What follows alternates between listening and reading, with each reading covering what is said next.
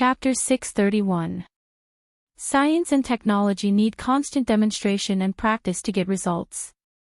It is impossible and unrealistic to reach the sky in one step and become a big fat man. What's more, the originator of the bloodline factor is Vegapunk. Caesar is naturally not as good as Vegapunk. The science and technology controlled by the strong are 500 years ahead of the world. This title is not groundless, but worthy of it. Hearing that Caesar's artificial devil fruit is temporarily in a state of failure, Dustless suddenly lost interest. By the way, Law shouldn't have been caught by the marine. Thinking of Law, who was beaten half to death, Dustless asked quietly. White Zetsu shook his head.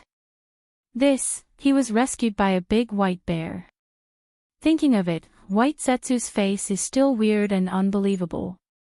A big white bear that speaks human language and is proficient in physical skills, anyone would feel strange and subverts human cognition. To some extent, this world is like a biological museum, with all kinds of strange life. That useless kid, it's still too early to do the immortal surgery. His half-baked level, it will take at least 10 years of practice to reach the level I expect. Dustless sighed disappointedly. Surgeon fruit is a different kind of devil fruit. Its incredible attack can easily attack Logia without armament hockey. It belongs to a special type of attack. It consumes a lot of stamina, overuse, and even consumes its own lifespan. Dustless knows Law's character. In case this kid overconsumes his vitality to play with himself, he will cry without tears. Isn't this a suspicion of raising a tiger? Since surgeon fruit is the ultimate devil fruit, maybe there are other abilities in addition to immortal surgery. I can see that the kid is born with a rebellious bone. When his wings are full, he may take the lead in attacking us. White Zetsu was worried. Raising a tiger. I naturally know this. It's not possible, that kid will indeed attack us. Hearing this, Dustless's closed eyes suddenly opened, revealing a cold light, and said blankly, but how likely do you think the pet can hurt its master? No, maybe my idea was wrong before. This ambitious pet wants to attack its master. It must clean up the other dogs of the master in advance. Don't you think so, White Zetsu? Dustless continued to close his eyes leisurely in the sun. What can be done about raising a tiger? The world government's establishment of Shichibukai is also raising a tiger. How to use it depends on how the master drives these wolves and dogs. Baiju nodded vaguely. He was confused by Dustless's words and didn't understand it at all. In any case, if you want to hurt Dustless master, you have to go through Doflamingo. White Zetsu. The meaning behind his words was that he was treating Doflamingo as the evil dog that Dustless spoke of. This is indeed the case. If Law wants to find trouble with Dustless in the future, the first thing he should do is to get rid of Doflamingo. After all, Doflamingo killed Law's most respected Corazon. Unless Dustless takes the initiative to attack, the chance of Law seeing him is 0. Taking a step back, even if Razan could destroy Doflamingo, he would have to face Don Chinjo and Hawkeye, followed by Marine Headquarters and the world government, and finally, Wu Chen's main body. It is self-evident how difficult it is. Wanting to retaliate against Dustless is actually just a motivation for Law to drive him forward. After all, a dream is a dream, and it can't be taken seriously. What's more, as long as I detect that he has the strength to perform the ageless surgery, I will use genjutsu on him. That kid wants to turn over a new leaf. Dustless sneered. It's okay to retaliate against him, but the key is whether there is a chance. There have been countless people who wanted to retaliate against him, and in the end, they all ended up killing themselves. Some people are destined to be someone else's chess piece. Law is such a person. It's just his wishful thinking to turn over a new leaf. The world inside the system. The void always maintained a comfortable blue, and the beautiful golden color was intoxicating. Huey carried the little girl in her arms and strolled around the courtyard. Her brows were filled with indolent happiness, and she would tease the little girl in her arms from time to time. Her appearance of being so happy that she forgot about home made people feel satisfied. The Juby's physique was unexpectedly strong, and its recovery ability was extremely abnormal. The day after giving birth, Kaguya was able to get out of bed and walk at will, and she recovered in 2 or 3 days. This scene is rather harmonious. Dustless sighed with emotion, his tone carrying jealousy. Ling, the incarnation of the system consciousness, glanced at Dustless and saw what he was thinking at a glance. She said disdainfully, "You are obviously jealous that little Yuashi can be so close to Kaguya. You are not young anymore. You have lived 3 lives and you are more than 60 years old. You are jealous like a child who has not grown up." Hearing this, Dustless's mouth twitched violently, and he smiled embarrassedly. When Ling saw through his thoughts, he couldn't help blushing. As Ling said, he was indeed jealous. That little kid stuck to Kaguya all day long. Dustless wanted to find a suitable opportunity to talk to her. After pregnancy, women will report for charity and gentleness. Such a once-in-a-lifetime opportunity is suitable to talk to her and promote the relationship between the two sides. Maybe he can have a beautiful night with Kaguya, but it's all taken by that little kid. The depression in Dustless's heart can be imagined. Yueshi seemed to be aware of Dustless's depression. Her beautiful eyes narrowed into a crescent shape, cute dimples appeared on her face, and her dark eyes jumped slyly.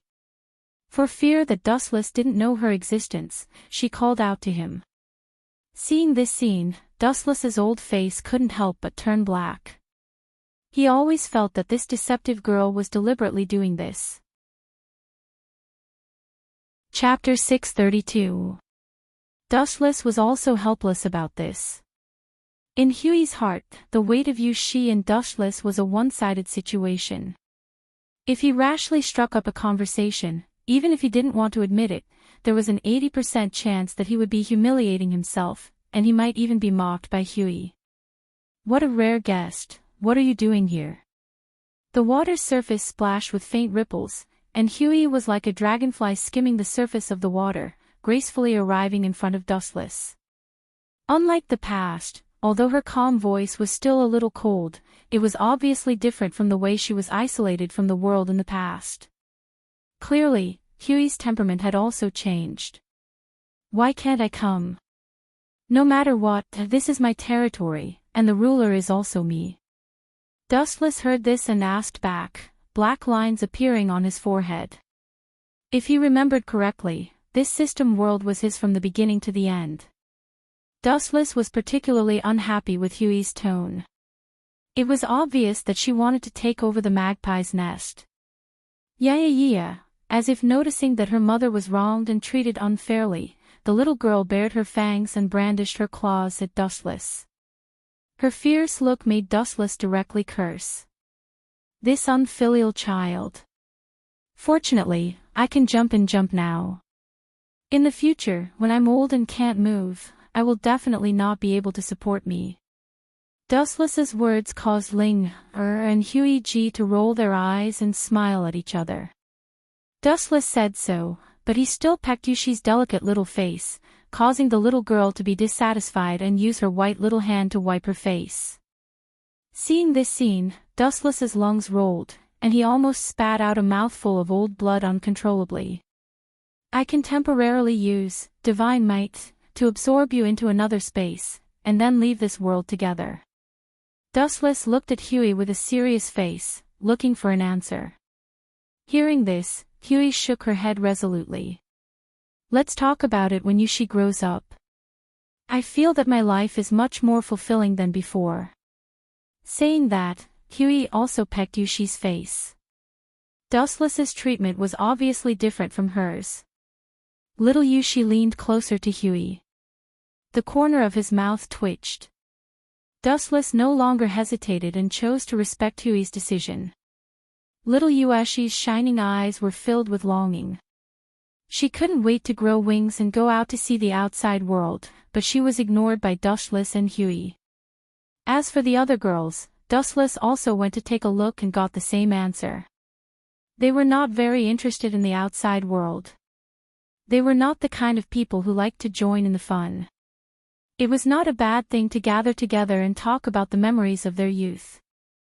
Dustless was anxious because he had already used various means to delay the lifespan of these confidants, but he could still vaguely see the fine wrinkles at the corners of their eyes. This meant that their lifespan was declining. Immortality, these 4 words sounded easy, but it was hard to do. Until now, Dustless also knew Law's ability, and the light fruit in his space had the ability to increase lifespan. The whole world was full of heroes. Guided by the words of the pirate king, Roger, before his death, the number of pirates all over the world soared, and they were all yearning for the legendary treasure. The overall strength of the pirates is above the marine, but they are just scheming and killing each other, so they are not a problem. Even so, the overall strength of the marine is not much stronger. It seems that you only said this, Sengoku. Dustless asked while holding the Den Den Mushi. The person on the other side is Fleet Admiral Sengoku of the Marine Headquarters. The purpose is also very simple. Dustless's strength is obvious to all, and he hopes to use his strength to train the Marine recruits. What a joke, Dustless's own subordinates have never trained, how can he be bored enough to help Sengoku train the recruits? There is a retired Z that can do it. Could it be that this group of guys and Z had some irreconcilable conflict? Dustless secretly guessed. Z is a tragic character. He was loyal to the Marine all his life, but in the end, he died in the hands of the Marine. According to Dustless's guess, Z has already given up on the Marine, so even if he doesn't help the Marine train the recruits, it is understandable. With all due respect. Your justice is too childish, I can't agree. Dustless refused. The reason why he is the so-called honorary admiral, to some extent, is more like a disguised transaction. If there is no benefit, Dustless will not accept this hard work. Sengoku's face turned black, and he cursed in his heart. If you don't want to help, then don't help, but insult our name of justice. Sengoku's heart is actually very bitter. The Marine has done countless shady things in the dark, and it is really not that righteous. Justice is just hanging on the mouth to fool the world. The people who really put justice in their heart are rare, such as Sakazuki is more like a butcher in the name of justice. It is not an exaggeration to say that the Marine's justice is a child's play. After some small talk, Sengoku closed the Den Den Mushi. Talking nonsense with Dustless will only make him more confused, and even his thinking will not be normal. Asking Dustless to train the Marine, the reason why Sengoku had no choice but to use this opportunity to catch Don Chinjo alive to promote Sakazuki and others to Admiral, who would have thought that the old guy ran away halfway. In order to block the mouths of the people, Sengoku had to put this matter aside. Sengoku, this guy must have some conflict with Z, Dustless said with certainty. The Marine's current philosophy is contrary to Z's justice. Z who can't see the hope of the future is discouraged, and anything is possible. The Marine is just the surface of the world government, and in fact, they have been playing the role of a clown. Sometimes, the Marine is more like the scapegoat of the world government, and their profession is to take the blame for the Gorosei. Letting Dustless play with them, Sengoku actually thought of it. Dustless frowned. The life and death of the Marine is none of his business, he can just watch. Chapter 633. Sengoku's heart was extremely gloomy, and his face was as ugly as if he had eaten a rat. If he could, he really wanted to fight with Dustless to vent his anger. However, Dustless was in Mariewa, and he was a Tenryubito, and his strength was not weaker than him. A Marine Admiral offended him, and Fleet Admiral Sengoku couldn't get angry easily. The gloom in his heart could be imagined. Ha! You must have been defeated by Royce South again. Garp laughed unscrupulously as he walked into the office. At the same time, He quickly stuffed the shell into his mouth, which was quite cute, but Garp's eyes flashed with a cold light from time to time. Obviously, there was a deviation between the surface and what he thought. Sengoku looked at Garp with interest. He knew that the old guy was a rough and delicate person. He was actually very smart, and there were some places where he was far behind. "Do you have any good ideas?" Sengoku asked expectantly. Hearing this, Garp just rolled his eyes and stuffed a lot of shells into his mouth in one breath. A smile appeared on his rough face as he shook his head and said, "It's not a good idea, but fart, there is one." Puff, the air in the Fleet Admiral's office, which was still comfortable, suddenly became as smelly as a toilet. Sengoku's old face changed greatly, and he quickly opened the window for ventilation. Turning his head, he stared at Garp angrily, and his old face turned green. This old guy was getting more and more disrespectful to him as a Marine Fleet Admiral. Today it was fart, maybe it will be even worse in the future. By the way, our Marines, Justice, is sometimes too childish. Garp suddenly said seriously. Sengoku's expression suddenly froze, and he wanted to refute, but he was speechless, because he understood that this was a fact, and the current situation of the Marine explained everything. On the surface, it seemed that they were united, but in fact, they were also ganging up on each other. First of all, Admiral Z was discouraged by the Marine. Even if Z didn't say it, the shrewd Sengoku could see it. Secondly, the future three admirals expressed their own opinions, and they were also divided. Sakazuki and Kazan had serious conflicts in some areas. Although he was biased towards Kazan's justice, he couldn't show it. As for the slick Borisari, he had been directly ignored by Sengoku. He was the most unreliable one. Well, so what, justice will not lose to evil pirates, Sengoku said stubbornly. Although the Marine's justice is indeed not worth a few cents, but there is a saying that if you win the hearts of the people, you will win the world. The civilians of the whole world at least still support the Marine, which is also the foundation of the Marine's long-term success. Sengoku, the reason why you spent so much effort to study the humanoid weapon is also a sign of guilt. Garp stared at Sengoku's face and said straightforwardly. Perhaps it was because he was worried about the future of the Navy that he developed this killing weapon that would only obey orders. Those who do great things don't care about trifles. With a snort, Sengoku said without blushing. Dustless shook his head when he heard this. He could understand Sengoku. This may be one of the reasons why Dustless thinks that the Marine's justice is a joke.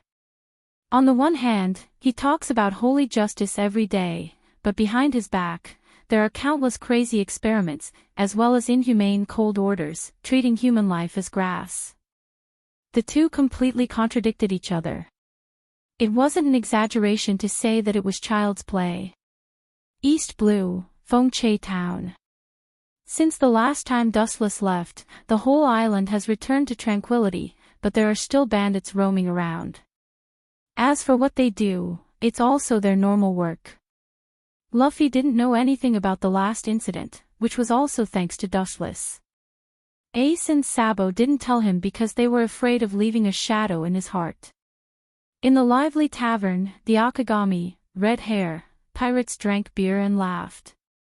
They had forgotten the pain of the past and found new companions during this period. Soon, Akagami, red hair, will choose to return to the new world. This time, the tavern is equivalent to a farewell drink for everyone. During this period, the rubber fruit that Shanks brought to the new world was also eaten by Luffy by mistake and became a landlubber who couldn't swim. Shanks could only smile bitterly. This is the last time we meet, Luffy. Rubbing Luffy's hair, Shanks smiled generously. Luffy nodded disappointedly, his eyes were full of reluctance, then he raised his fist and shouted, "I will also become a world-famous pirate in the future." It was still a short time, but Shanks' brainwashing and talking skills were done well. Luffy was fooled and full of yearning for the magnificent sea. That's the best. I'm really looking forward to meeting you in the new world in the future. Shanks was pleased to see this. In the future, I'll go. You don't need to go. Pirates value teamwork. All of you stay here. Isn't it a teamwork to be buried with me? Luffy's immature voice suddenly deepened, like the whisper of a devil, filling the ears of red-haired Shanks. Immediately, his pupils changed strangely, flashing with a demonic bloody light. Luffy's whole body floated with a faint bloody light, and it was extremely gloomy. Because it was too evil, the entire tavern fainted in an instant. The only ones who could remain conscious were red-haired Shanks and his crew. What? Haven't you recognized your old friend? Ah. It's really disappointing. In order to meet an old friend who hasn't seen me for a long time, I deliberately used the Eternal Mangekyo Sharingan, hoping to maintain this state for a while, but you forgot who I am. Luffy's eyes turned into Scarlet Sharingan, which was extremely strange, and the corners of his mouth were raised. With the flashing red light, he was no different from a demon coming out of hell to take people's lives. The transcription seal that Dustless hid in Luffy's eye sockets was finally activated. It's just that Luffy doesn't have Sharingan, and only God knows how long it can last, but for Dustless, it's enough time. Chapter 634. Red-haired Shanks's face changed greatly. This voice seemed to be full of indifference to all life. He could not forget it at all times and had always remembered it in his heart. The former crew members of the Akagami, Red Hair, pirates were all killed by the owner of this voice. Ah. It seems that you finally remember me, Shanks, Luffy laughed casually. His words were filled with frivolity. Combined with his frivolous action of scratching his head, it was completely different from the usual Luffy. Especially those red eyes that were emitting a red light that could devour people, they were filled with an indescribable pressure. These strange eyes are the nightmare of the entire crew of the Akagami, Red Hair, pirates, and they will never let it go. It has already left an indelible mark in their hearts. There is no doubt that at this moment, Dustless's consciousness replaced Luffy's. The Akagami, Red Hair, pirates who had interacted with Dustless were nervous and looked at the 7 or 8-year-old Luffy. The atmosphere was extremely oppressive for a moment, and the air froze in an instant, and there was even a suffocating danger. Who are you? Coincidentally, at this moment, a puzzled voice suddenly resounded. The man with a long gun suddenly took a few steps forward and was close to Luffy, looking at the flashing red eyes with interest and fear in his heart. Get out of here, bastard. Trash like you is even worse than those notorious pirates. Raising his eyelids, Dustless's voice was as cold as frost. For people like Jesuit, Dustless hates them the most. What did you say? Apologize to me immediately. Hearing this, Jesuit's face changed greatly, and the muzzle was almost instantly aimed at Luffy, staring at him angrily. No one can be relieved when they are called trash and bastard. If Luffy was not a child, he would have shot him immediately. Stop, Jesuit.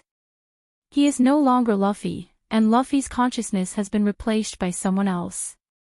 Red Hair Shanks said hoarsely. The Western sword was already in his hand, and he was on guard against Dustless's every move. Jessup was taken aback when he heard that. Just as he was about to retract his gun, Luffy's tender body leaped up in a strange manner. His movements were smooth and fluid, and his powerful little foot kicked mercilessly at Jessup's face. Bang! Jesus Boo, who was caught off guard, was sent flying and crashed into a big tree. Trash like you is worse than scum. Staying here will only pollute the air. Dustless's crimson eyes were filled with disgust. His tone was mechanical and emotionless. Dustless hated selfish people like Jessup the most. For his so-called dream, he abandoned his wife and children to become a pirate. Even when his wife died, he didn't look back. Dustless could not sacrifice his own family members to realize his dreams. Even if he was cold-blooded, he could not do it.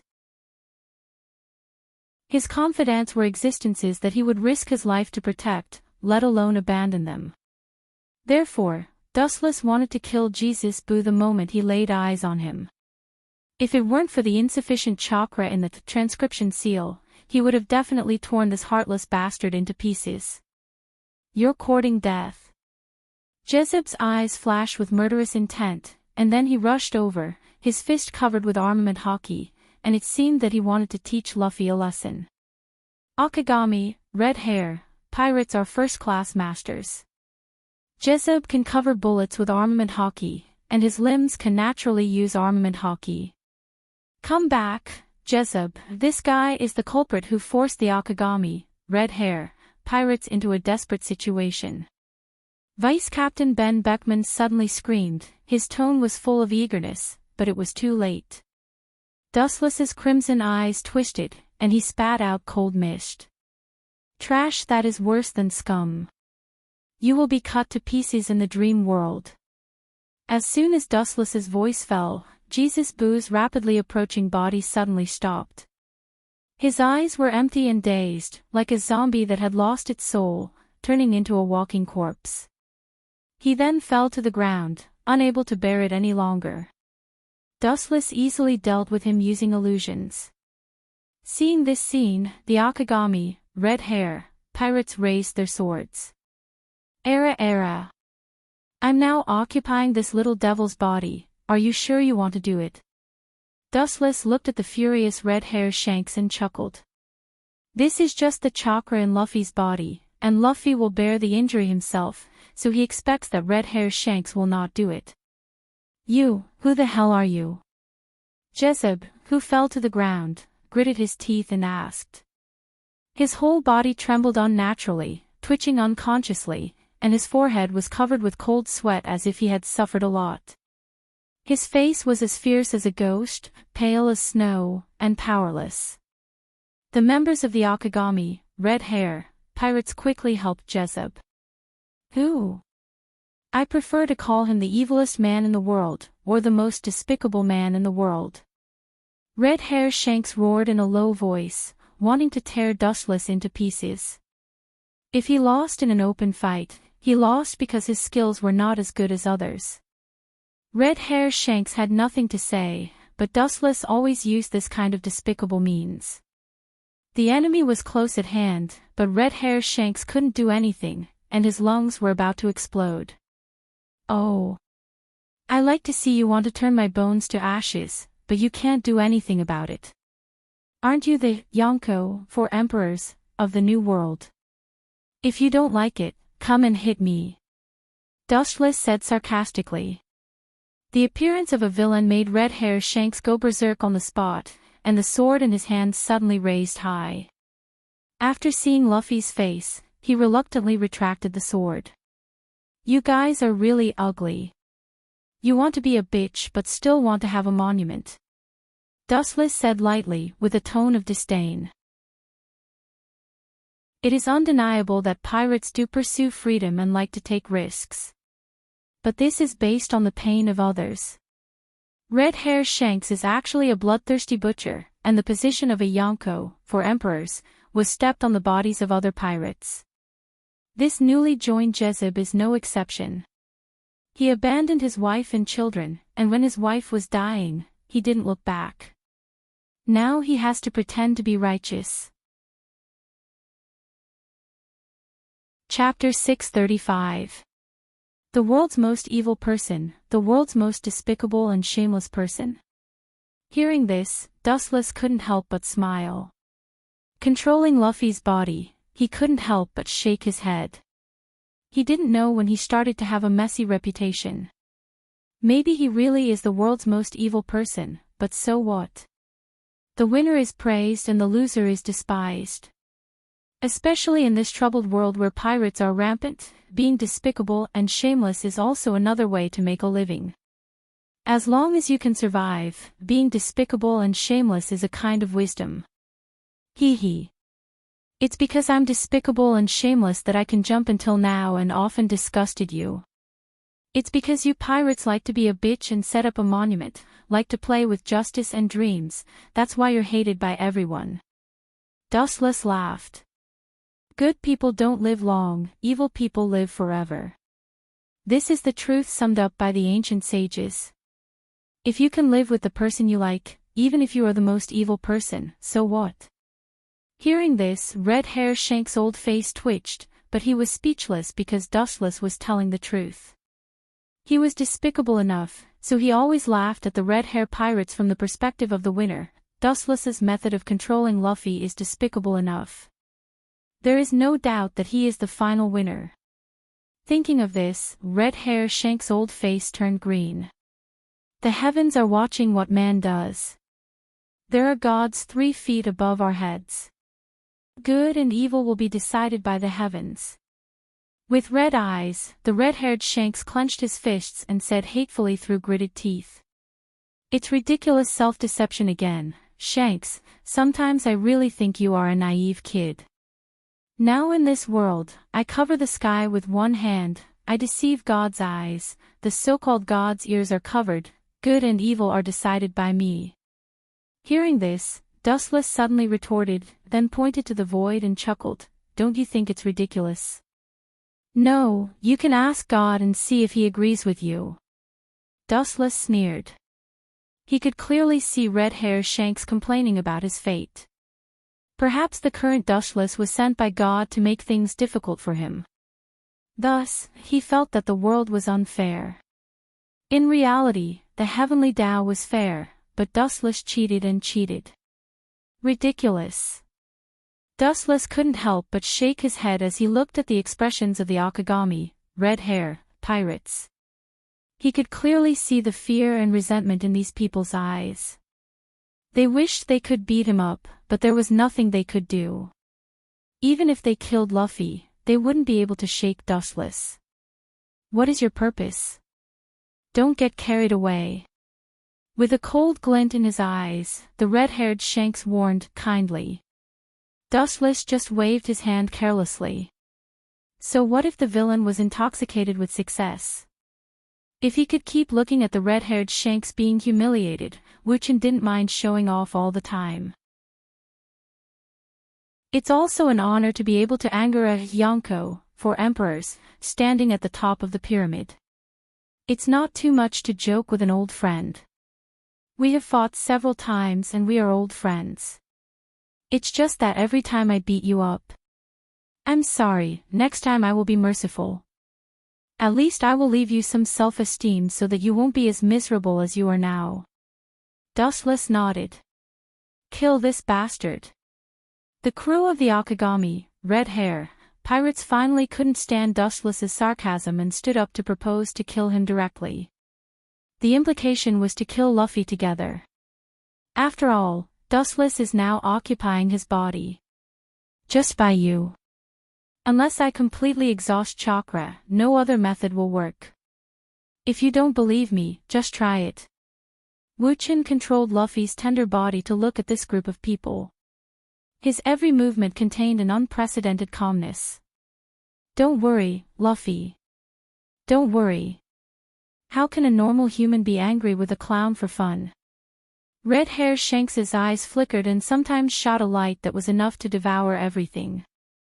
He stared at Luffy and seemed to hesitate whether to kill him or not. The Navy meets the Sea Thieves, justice meets evil. Two diametrically opposed forces come into contact with each other. What do you think will happen other than a war? Wuchen asked with a smile. Red Hair Shanks's tight face showed a sneer. Although the crew today is not as good as before, they are all elites. Armament hockey and observation hockey are all elites. It is tantamount to a dream to suddenly attack and kill them. The war I'm talking about is not the kind where you fight back and forth, it's just unilateral annihilation. Dustless's smiling face solidified. His voice suddenly became low, full of cold chill, and the eyes in his eyes were spinning wildly. Bursts of evil red light came out, and Luffy's whole body was covered with a bloody halo. Everyone, pay attention, this guy, seeing his eyes spinning strangely, Red Hair Shanks quickly shouted, knowing that Dustless was going to attack, but it was too late. Tsukimi. The red hair pirates who saw Dustless's eyes were almost instantly wiped out and fell to the ground powerlessly. Their faces were as pale as paper, and their expressions were faintly filled with horror and boundless fear. Ah! As expected of Yonko, for emperors, Red Hair Shanks, he still has consciousness. Dustless's calm voice splashed with ripples, and he was quite surprised. Ravaged by Tsukimi, Red Hair Shanks just fell to the ground and then slowly stood up. Obviously, his willpower was abnormally strong. At the same time, Dustless's voice also lowered. This blow almost used up all the chakra he hid in Luffy's eyes. He. You are also a lamp that has run out of oil. Red Hair Shanks said with a tone of relief. However, Dustless smiled strangely. He had considered all the unfavorable factors before. It was indeed impossible to directly kill all the members of Red Hair Pirates with Tsukimi. Boom! Boom! Boom! At this moment, messy footsteps and shouts suddenly came from outside the tavern. The final protagonist has finally appeared. Chapter 636. Noticing the messy footsteps outside the tavern, red-haired Shanks's face changed drastically. Normally, he wouldn't care about some small fries, but now things are different. Attacked by dustless Tsukimi, he was like a swaying willow branch in the wind and rain. He could only go with the flow without any resistance. He was extremely weak. Red-haired Shanks, who used to be majestic, was now at the mercy of others. Even if it was a child with a sword, there was a chance that his life would be taken. Don't think that everyone is as dark as you, maybe that group of people is just passing by. I'm afraid you can't even fool yourself with this kind of deceit. Shaking his head, Dustless immediately interrupted Shanks with a disdainful tone. At this time, he was still imagining the development of the situation in his own direction. I can tell you that the group of people who are causing trouble outside, not only have you seen them, but you seem to be very familiar with them. Dustless's tone suddenly became a little more playful and obviously gloating. You have shown your power to those guys before. Last time when they robbed Windcar Town, it was you who helped them out. They are a group of bandits, and their leader seems to be called Sieg. Hearing this, red-haired Shank's face suddenly became gloomy and murderous. Sieg. He naturally has an impression of him. When he stayed in Windcar Town for a while, Sieg came to Windcar Town to rob, but he was beaten up by the red-haired pirates and all the bandits were annihilated except for Sieg himself. Of course, Sieg deliberately let him go. Red-haired Shank's idea at the time was very simple. He was just a small character, and there was no need to kill him. Besides, he was not that kind of person. He didn't expect that the one who came to cause trouble today was that kid. An unprecedented sense of regret quietly spread in his heart. If he could have killed Sieg directly, there wouldn't be such a scene now. Did you plan all this in advance? You despicable guy. Red-haired Shanks roared with all his strength as his eyes locked on Dustless. It seemed that this was the only way he could vent his suppressed emotions and calm himself down so that he could find a good strategy to defeat the enemy. Since you said that I am the evilest person in the world. So what if I'm despicable and shameless? The winner is still me. The Yonko, for emperors, may be killed by a bandit with a bounty of 8 million berries. This news must be very exciting. Dustless chuckled indifferently. Sizing up the red-haired Shanks, Dustless' interest was piqued. He smiled and said, actually, it's not like there's no way to survive. Lower your self-esteem and become, in your dreams. As if he had expected what Dustless was going to say, Shank immediately refuted him. Pirates are a group of people who advocate freedom. Asking him to be Dustless's subordinate is tantamount to a fool's dream. What's more, the lives of the Japanese crew of the Akagami pirates were all given by Dushless.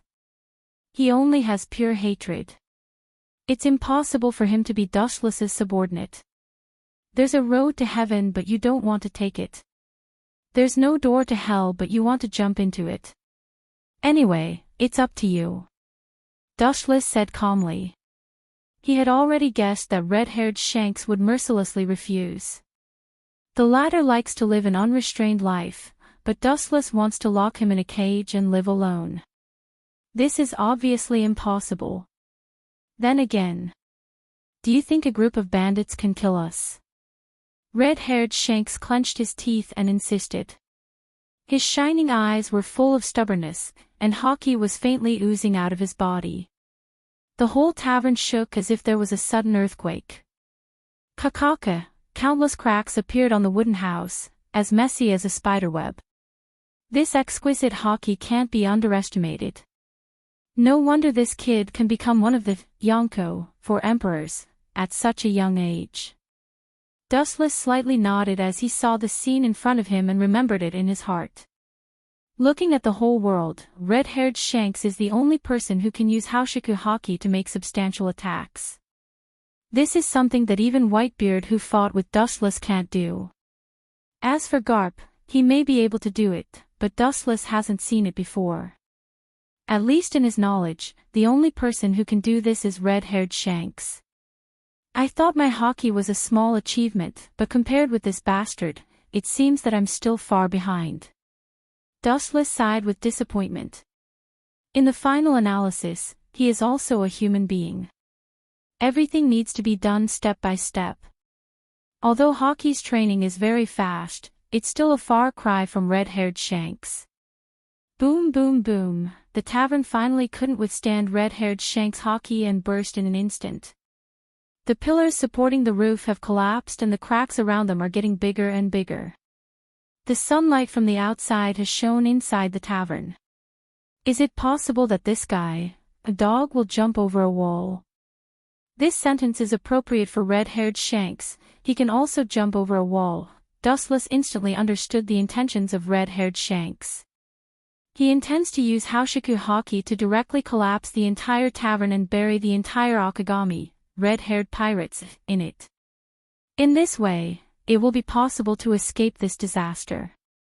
The bandits are just looking for money. Naturally, it's impossible for them to reorganize the collapsed tavern, and maybe the nearby Marines will arrive at any time and loot the entire village in a short time and then slip away. But you're really vicious. The crew of the Akagami, red-haired pirates, is a strong man. Naturally, they won't be killed by the collapsed piles. As a rubber man, Luffy won't have an accident, but the ordinary people in the tavern will inevitably become funerary objects. They are all mortals. A mad dog driven mad is scary enough. But, I suddenly feel that a mad red-haired Shanks is even scarier, because he's capable of doing anything. Chapter 637. In a trance, red-haired Shanks seemed to see Dustless's disappointment after his plot failed. Red-haired Shanks smiled triumphantly. It was a great comfort for him to be able to turn the tables. Always being suppressed and beaten violently, even an Iron Man will leave a psychological shadow. I should have told you before, don't have any naive thoughts. Look at you now.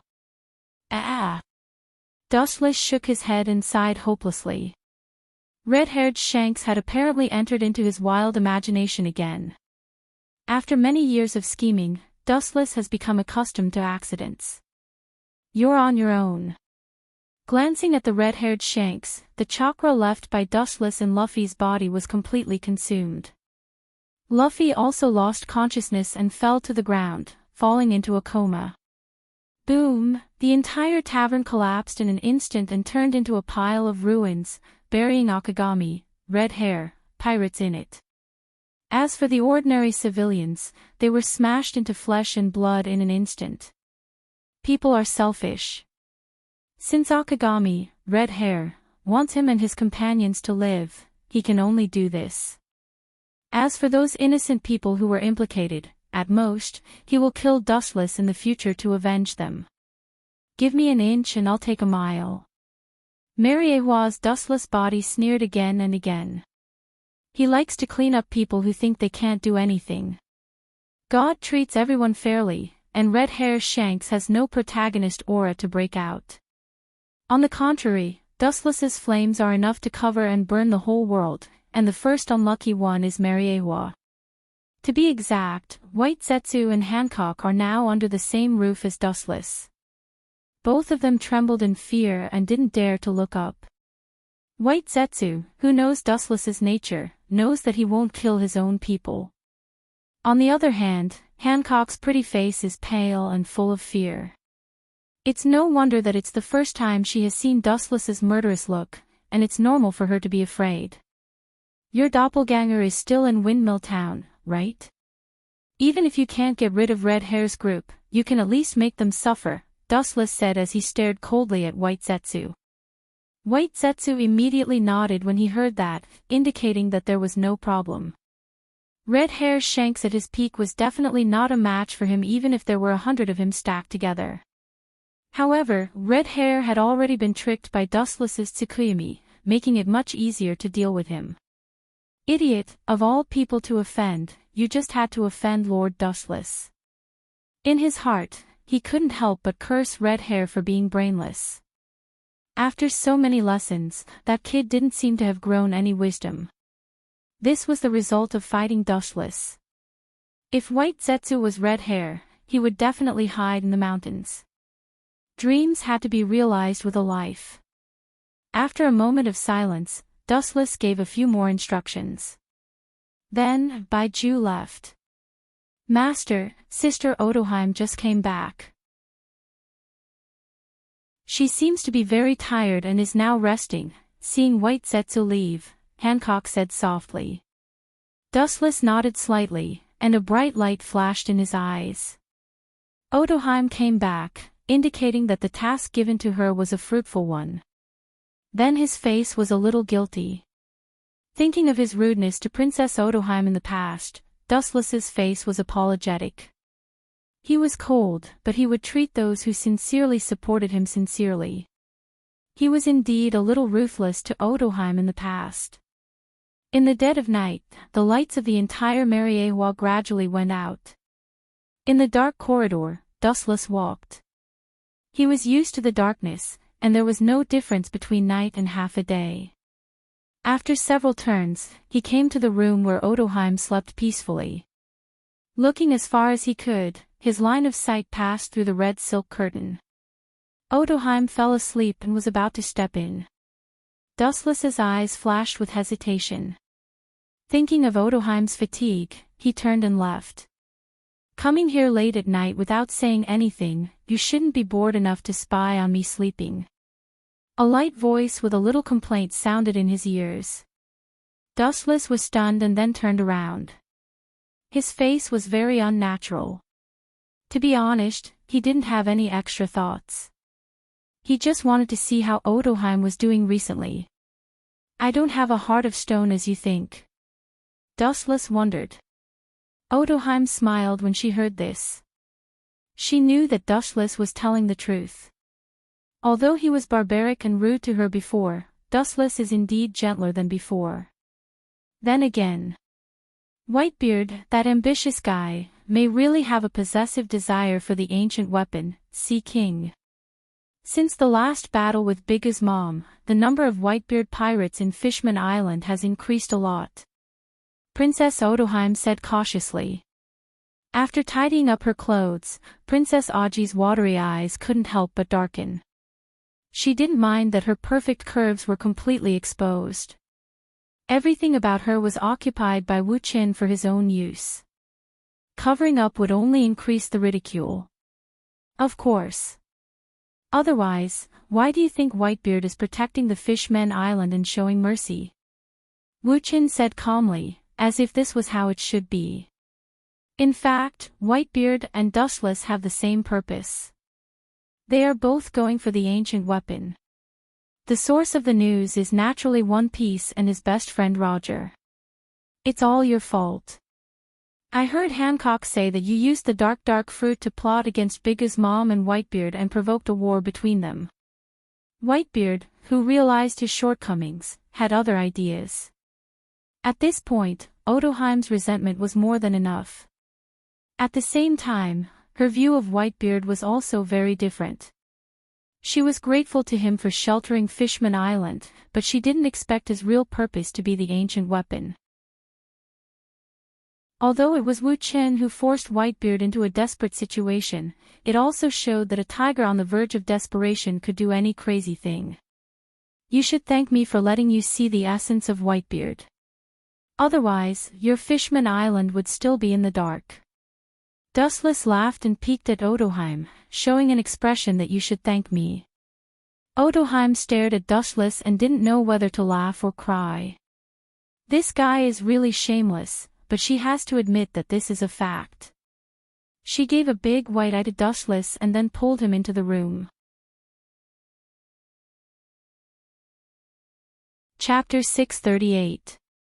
Every minute of the spring night was worth 1,000 gold, and the beautiful scenery was naturally not worth mentioning. When Dustless and Odoheim got up, it was already late in the morning. Under Hancock's care, Dustless lazily got up from the bed. Everything was handed over to his subordinates, and he was unusually free. Sometimes he strolled around the slave auction house, or went back to the system world to tease little Moon Shi. Although life was boring and monotonous, it was also full of other kinds of fun. In short, although life was different from what he imagined, Dustless did not feel bored. By the way, why did you push me to the position of the king of the Fishmen Island? When eating, Odoheim asked puzzledly. A while ago, Dustless secretly sent her back to the Fishmen Island, in fact, to inherit the position of king of the Fishmen Island. As for King Neptune, Dustless had already reconciled him with other means. The one who killed him was the power of Dustless in Shirahoshi's body.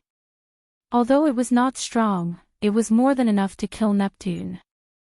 After learning the news, Odoheim almost collapsed in despair. Persuasion was useless, so she had to use her eyes to temporarily seal her painful memory. Time was the best elixir. Over time, it would gradually fade. As for Neptune's death, Wu Chen could only apologize. A man of great ambition would not care about trifles. Some people who shouldn't exist, even if they were innocent, must be eliminated. The Fishmen Island is the only way to enter the New World. Otherwise, you will have to cross the Yellow Earth to enter the second half of the New World. The geographical location is extremely important, and there are ancient weapons, and the existence of the Poneglyph. I need a reliable person to sit there as the king. Dustless said bluntly. The reason why he erased Neptune was that this old guy was flirting with Whitebeard all day long. Just in case, Dustless directly killed him. If his position was unknown, he was an enemy, and the enemy naturally could only be killed. Although he felt sorry for Odoheim, Dustless still killed him. Since he had already cuckolded Neptune, it was a relief to send him to heaven. Princess Aji nodded. She was confident in the position of Fishmen Island's king. With Dustless as her backer, she could build her own ideal kingdom. Why was the Fishmen Island bullied in the past? Because his background wasn't strong enough. Why wasn't his background strong enough? Because the Fishmen Island has no value, even the value of being used has no value. Now Odoheim naturally cannot let go of Dustless. This big ship, seize the right time, the Fishmen Island can restore the past glory. At this moment, a different scene was playing out in Windmill Town. This damn bastard, he can actually take a beating. White Zoo's mouth twitched. At that moment, red-haired Shanks, who was facing him, was already covered in blood. He had been severely injured by Dustless's Tsukuyumi. He was dispirited and had less than 10% of his combat strength left. But even so, Sieg and the bandits he led were still defeated by red-haired Shanks. Just in case, red-haired Shanks destroyed them this time. Of course, there were also countless white zetsu underground. You're really a monster. Your willpower is really strong. Even after being hit by that kind of technique, you can still fight with such vigor. You're unimaginably strong, White Zetsu said gloomily while holding a broadsword. Red-haired Shanks was unreasonably strong. Compared to when he left the New World, he had obviously become much stronger. But you still have to die. White Zetsu's eyes shot out a murderous aura as he rushed forward. He had countless clones, almost all over the world. Only his main body didn't die. It didn't matter how many of these clones died. After all, they could devour corpses to restore their numbers. You're courting death. Pucci. Red-haired Shanks's face was filled with murderous intent. The Western sword in his hand slashed down, instantly cutting White Zetsu in half. These white monsters look exactly the same, and there are so many of them. Are they clones? Narrowing his eyes, red-haired Shanks said in surprise. Pucci. The Western sword in his hand stabbed his arm without hesitation. Intense pain immediately spread throughout his body. Red-haired Shanks's unconscious mind suddenly became alert. Strong willpower. Maybe, but the pain caused by self-harm kept Shanks awake. Otherwise, he would have been devoured by the White Zetsu army. This was only temporary, and red-haired Shanks couldn't use his full strength. As time passed, the disadvantage became more and more obvious. It wasn't until the evening that the farce ended. With a Pucci sound, red-haired Shanks killed the last White Zetsu. The corpses had piled up into a mountain. He was also full of holes, and his left arm was missing. Before the group fight, it was cut down by White Zetsu. Even so, red-haired Shanks persisted. After knowing what happened, Dustless couldn't help but respect him. If possible, Dustless still wanted to take this kind of tough guy for his own use. Once this kind of person was tamed, he would be as loyal as an eagle and would never betray him. However, the two sides had already formed an irreconcilable grudge, so he could only use absolute power to destroy him. Time flew by, spring came and went. When he realized, it had already been 5 years. Mary Joya. The bright and beautiful sun was descending from the 9th heaven. Wu Qin was leisurely lying on the couch and enjoying the sun bath. On his abdomen, there was a little girl who looked like she was carved from jade. Her black eyes were like black agate. Touching the little girl's silver hair, Dustless's face was full of helplessness. He then sighed. For this scene, he was obviously used to it.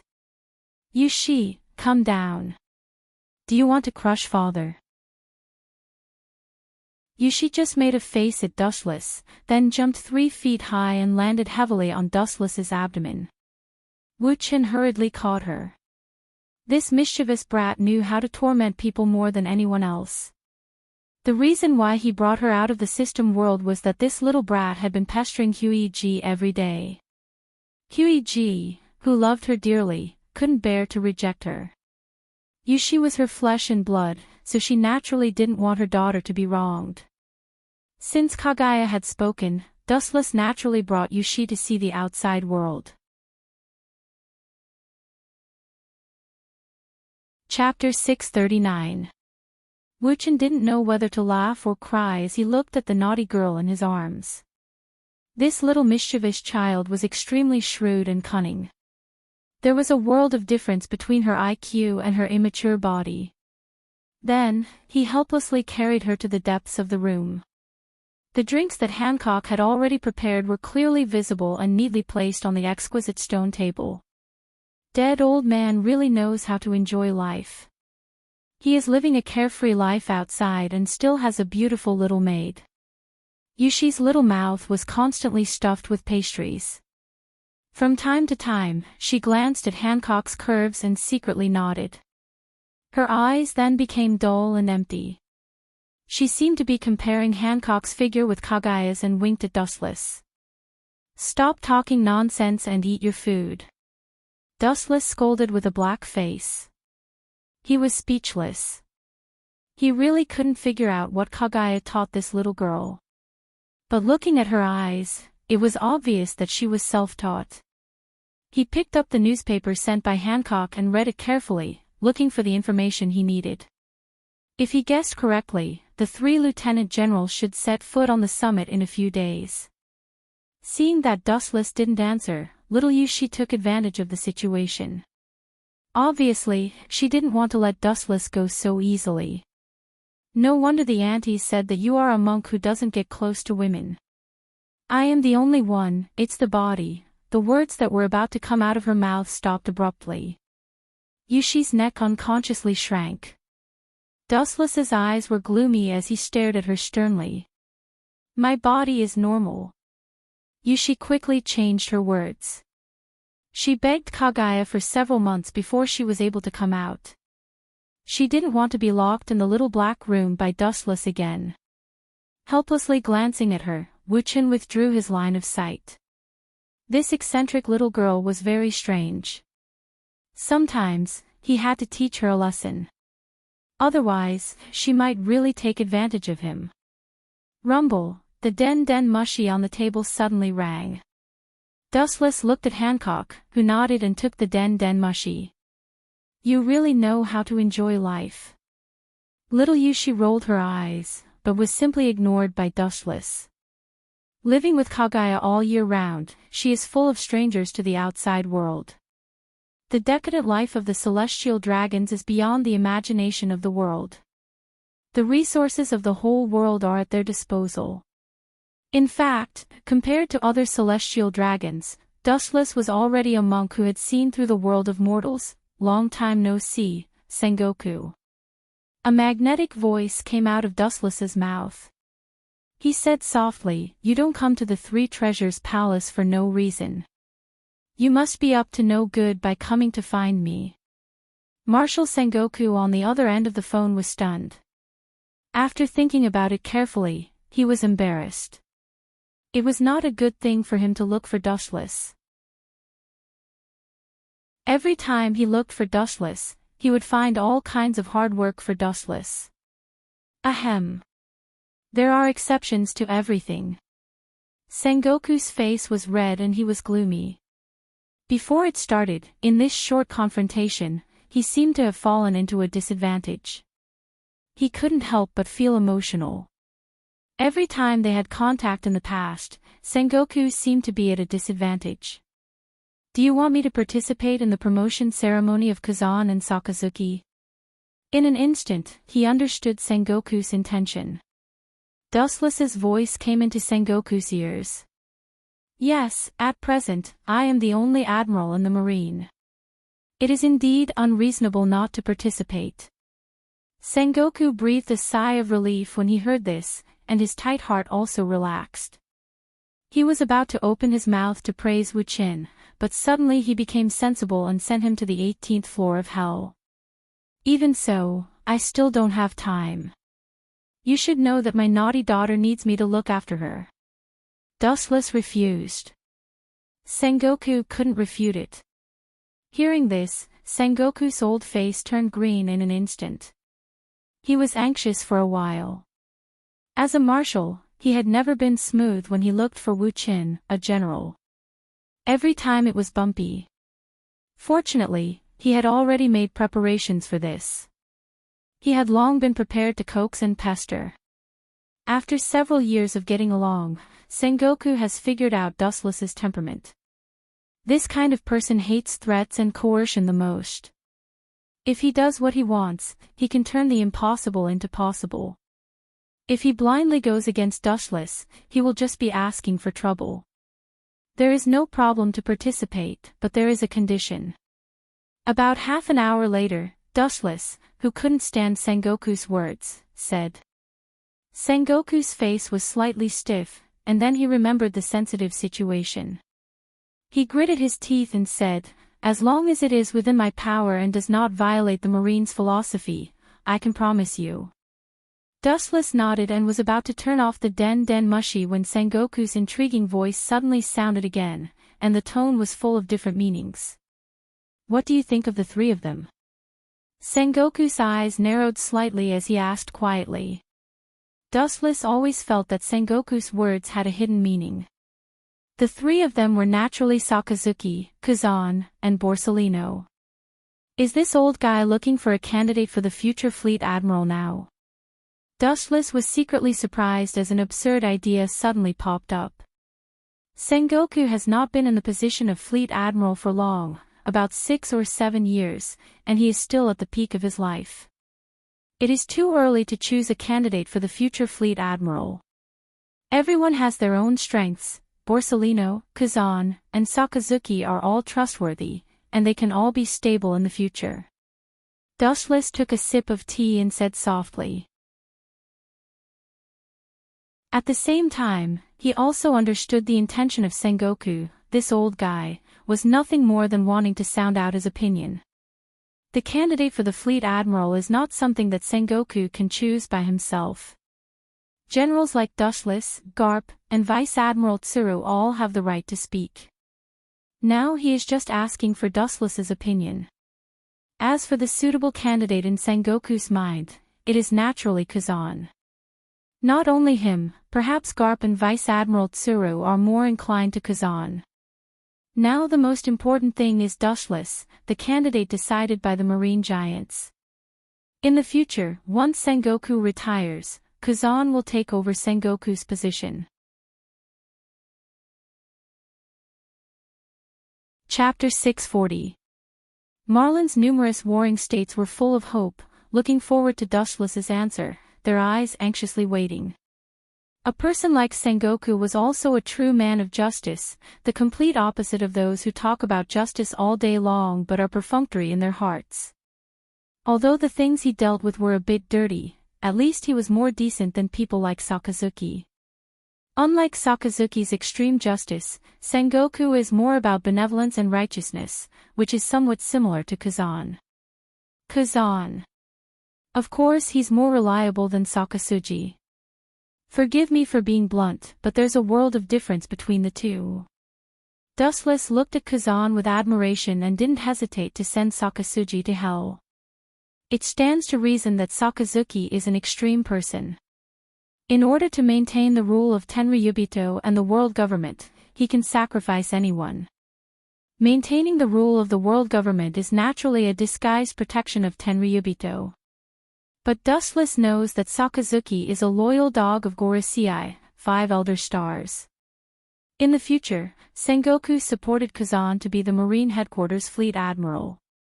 Because Gorosei, 5 elder stars, supported Sakazuki, the position of Fleet Admiral was turned to this kid.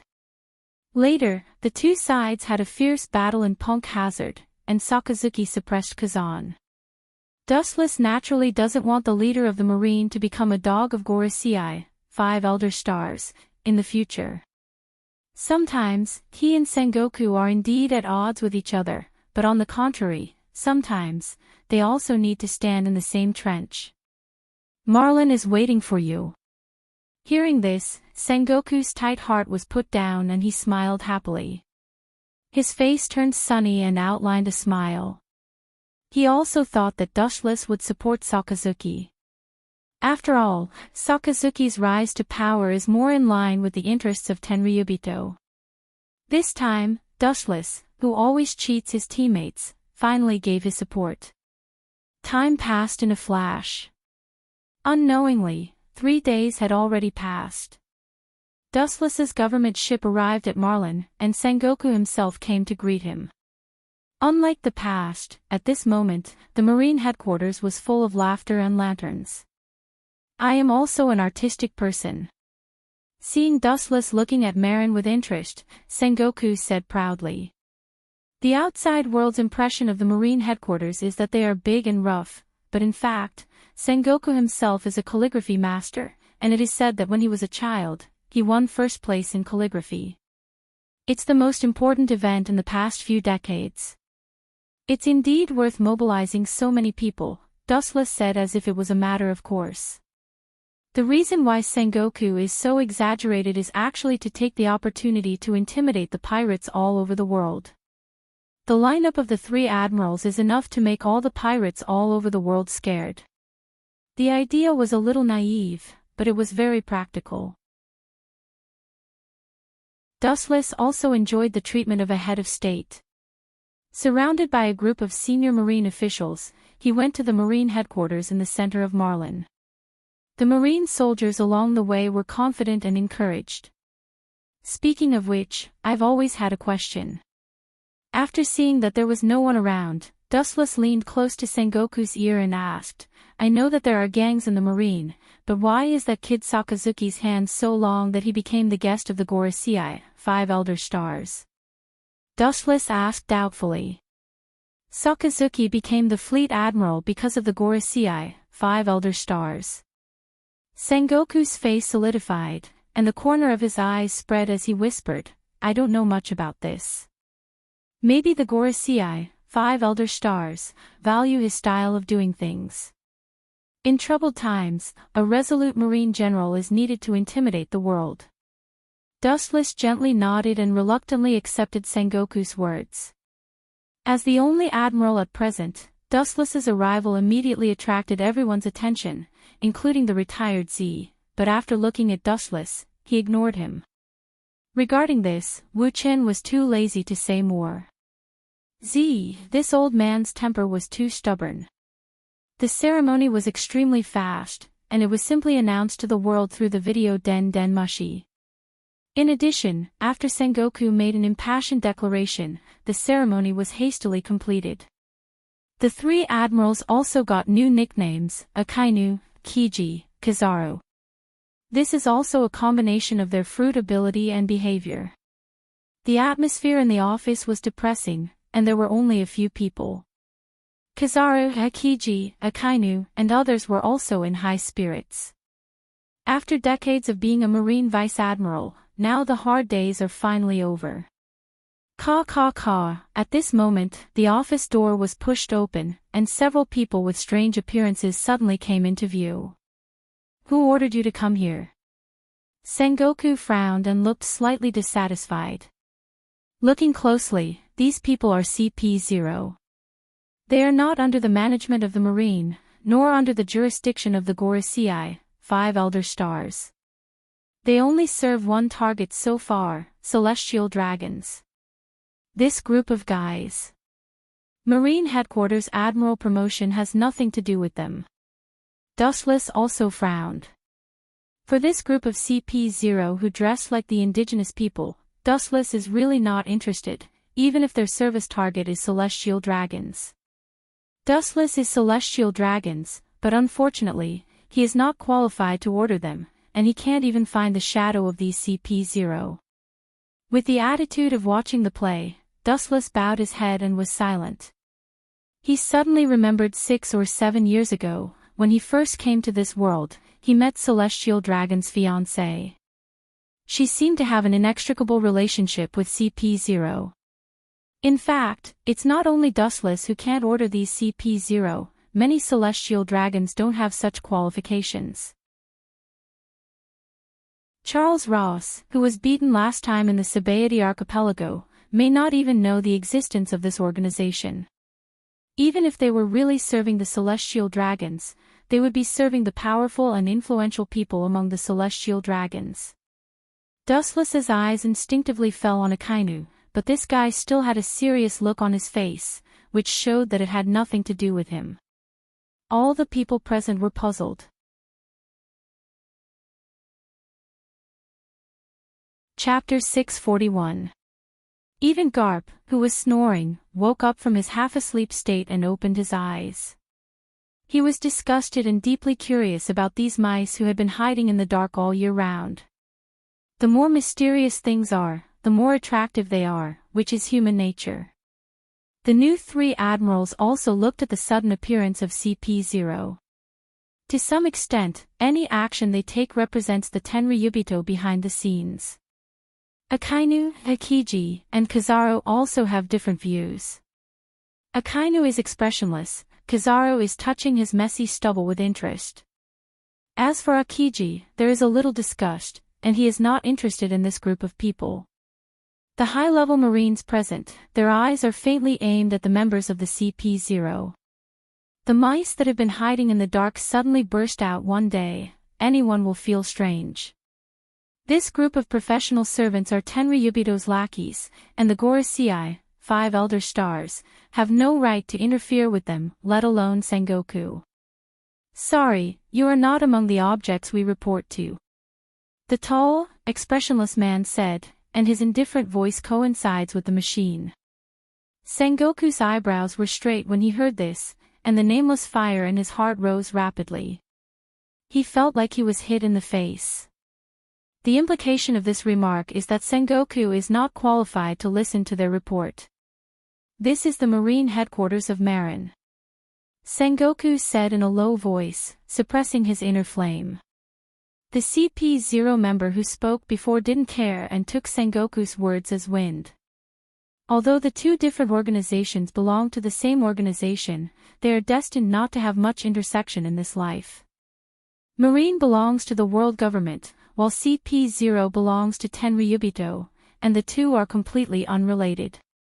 Just when everyone was puzzled, the eyes of CP0 members were strangely focused on Dustless, and the 3 CP0 members who came looked at him like this.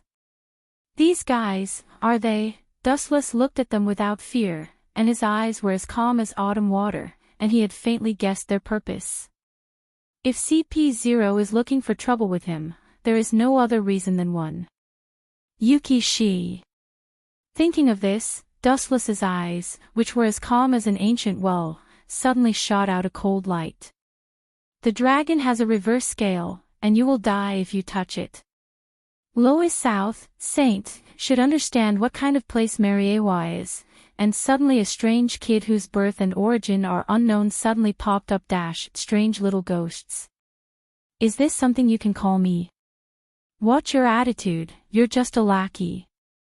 The demonic whisper suddenly resounded through the ears, and the CP0 who spoke suddenly froze. Suddenly, he felt a sudden pain on the left side of his face, and his body was hit by a cannonball. Caw caw caw, with a loud rumble, Dustless opened up a hole in the solemn office, and a cool breeze rushed in through the large hole. Not only did the cold wind not extinguish the hot and dry atmosphere, but it also heated up along with Dustless's sudden attack. A group of Marine executives looked at the murderous Dustless and then saw the members of CP0. They were also members of the same force. When they were about to persuade the two sides to stop, Sengoku shook his head without a trace. He signaled everyone not to act rashly. This is a matter between Tenryubito. It's better if they don't get involved, and Sengoku is also happy to see CP0 get beaten up. A group of self-righteous idiots, it seems that this guy is really angry. That little girl's position in his heart is higher than everything. Sengoku was surprised. For the first time, Sengoku felt that Dustless was such a bloody person. The boiling killing intent that came out of him was like a god or a demon. It seemed that he could hear the unwilling roar of the hell's undead, sharp and penetrating, making people involuntarily tremble with fear. Sengoku suddenly discovered that Dustless can't rub sand in his eyes. It's best not to try to anger him. No one can bear the terrible consequences. Dustless's murderous look is just because of a strange little ghost. If the little girl named Yuki she is really kidnapped one day. Sengoku felt a chill when he thought about it. Don't forget your identity, trash. His cold eyes stared at one of the CP0 members who was seriously injured and fell to the ground, and even his body was still boiling. Wu Chen's hoarse voice was like a wild beast breaking out of the cage, full of violence and destruction. Especially when those scarlet eyes stared at anyone would feel as if there was a blade on their back. And you too. His eyes suddenly fell on the remaining 2 CP0 members, and the blood in his eyes made their faces change greatly. The strange red light seemed to be able to distort time and space, revealing the gravitational force that will tear them to pieces. They retreated out of instinctive fear. Bullying the weak and fearing the strong, he's cuter. Garp laughed happily. He couldn't help but feel speechless for Sengoku. When facing Sengoku just now, the momentum of this group of CP0 members was still on par with him, or even higher than Sengoku. On the other hand, Dustless is as scared as a mouse seeing a fat cat. Sengoku's face is indifferent. A long illness makes a good doctor. He has been used to being slapped in the face. Over time, he has also developed a body of steel and iron, which is entirely thanks to Dustless. Don't act rashly. If you have something to say, we are actually just investigating her origin, there is no malice. Seeing their companion instantly killed by Dustless, the other two CP0 members had cold sweat on their foreheads. I naturally know that you have no malice, otherwise, do you think you are standing and talking to me now? Raising his eyelids, Dustless said with no sadness or joy. The rage that broke out all over his body spread out like a tide. The whole office was frozen. Wu Chen's face was covered with frost.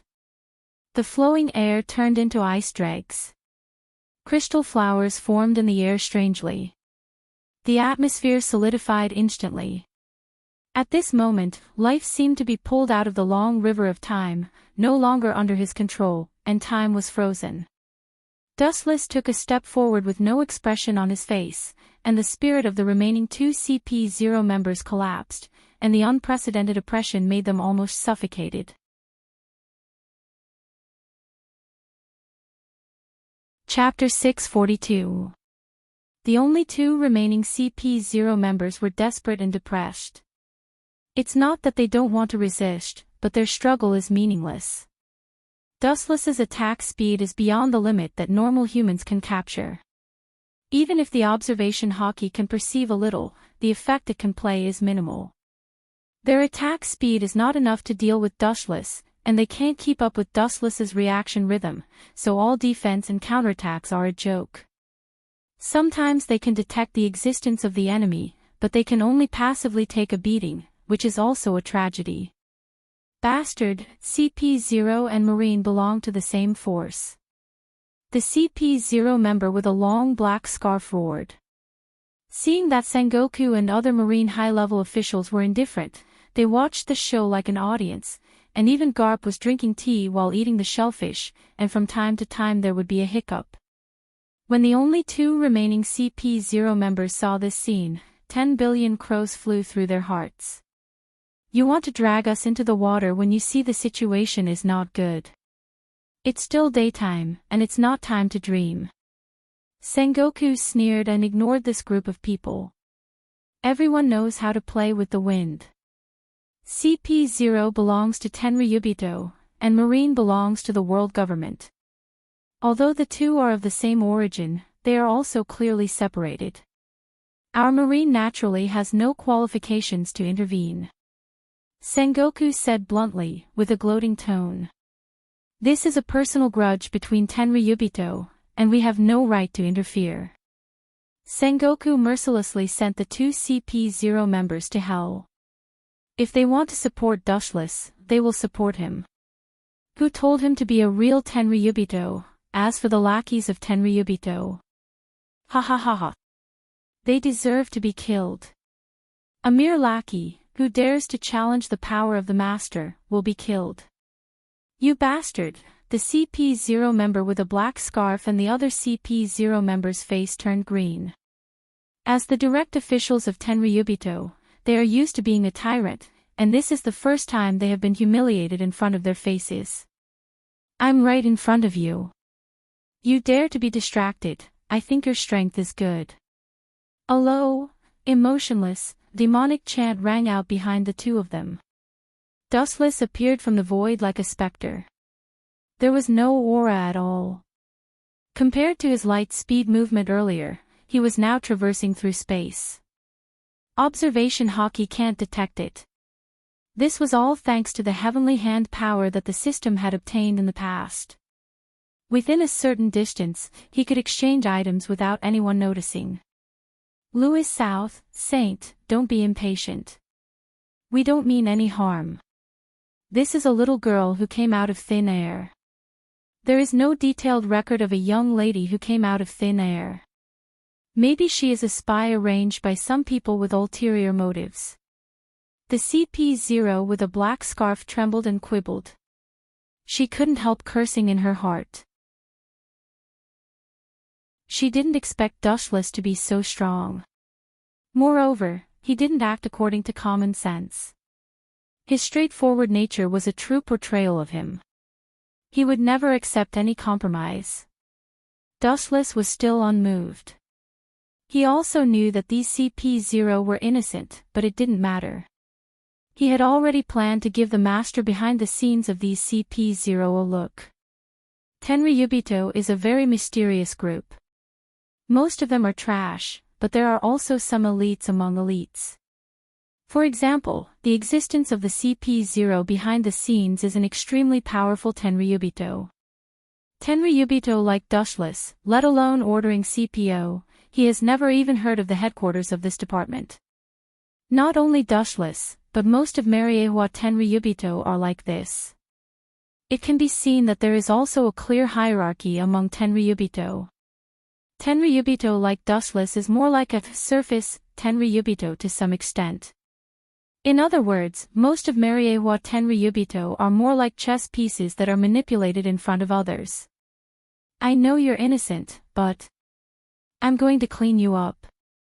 Qing Zhao's eyes were full of playfulness. Dushless said bluntly and indifferently. He just wants to use the faces of these people to hit the hidden Tenryubito behind the scenes. You. Hearing this, the only two remaining CP0 members were shocked and angry. Dustless's words completely treated them as dogs. Although they were dogs, after Dustless said so, their anger still soared. I won't kill you because I want the three of you to bring a message to the master behind the scenes. Dustless's cold eyes turned around the two of them, and he said expressionlessly, it's not impossible to check the household registration, but you also need to see who the target is. If they think they are omnipotent, I'm sorry, I just like to deal with those who think they are outstanding. Dustless's words suddenly caused the two CP0 members to stare angrily. Unfortunately, in his eyes, it was just an ant's feeble protest, not even the slightest ripple splashed. Whiz! His body disappeared strangely for a moment, and when he reappeared, he was already beside the two of them. The extremely fast way of moving exceeded the limit of human nerve perception. All counterattacks are pale and powerless. Of course, this is also the reason why they don't train well. Terrifying people like Garp can perceive the existence of Dushless through observation hockey and can effectively counterattack. Caw caw caw, a crisp bone burst suddenly sounded, and then they saw Dustless's eyes were cold, and he grabbed the right arm of the CP0 member with one hand and easily crushed his entire arm. Aw aw aw. Ouch. The miserable roar of a pig suddenly jumped out of the CP0's mouth, full of unprecedented pain and hatred, complaining and hating Dustless's ruthlessness and blackness. It was just that Dustless turned a deaf ear to this. Yushi was his reverse scale, and this group of people actually dared to have designs on them. They did not tear them into pieces, but instead left them alive to struggle at death's door. This was already a great mercy. Dushless, on the other hand, felt that he was much kinder. If it was Huiji, she might have used Kill Grey Bones to blast him until there was nothing left.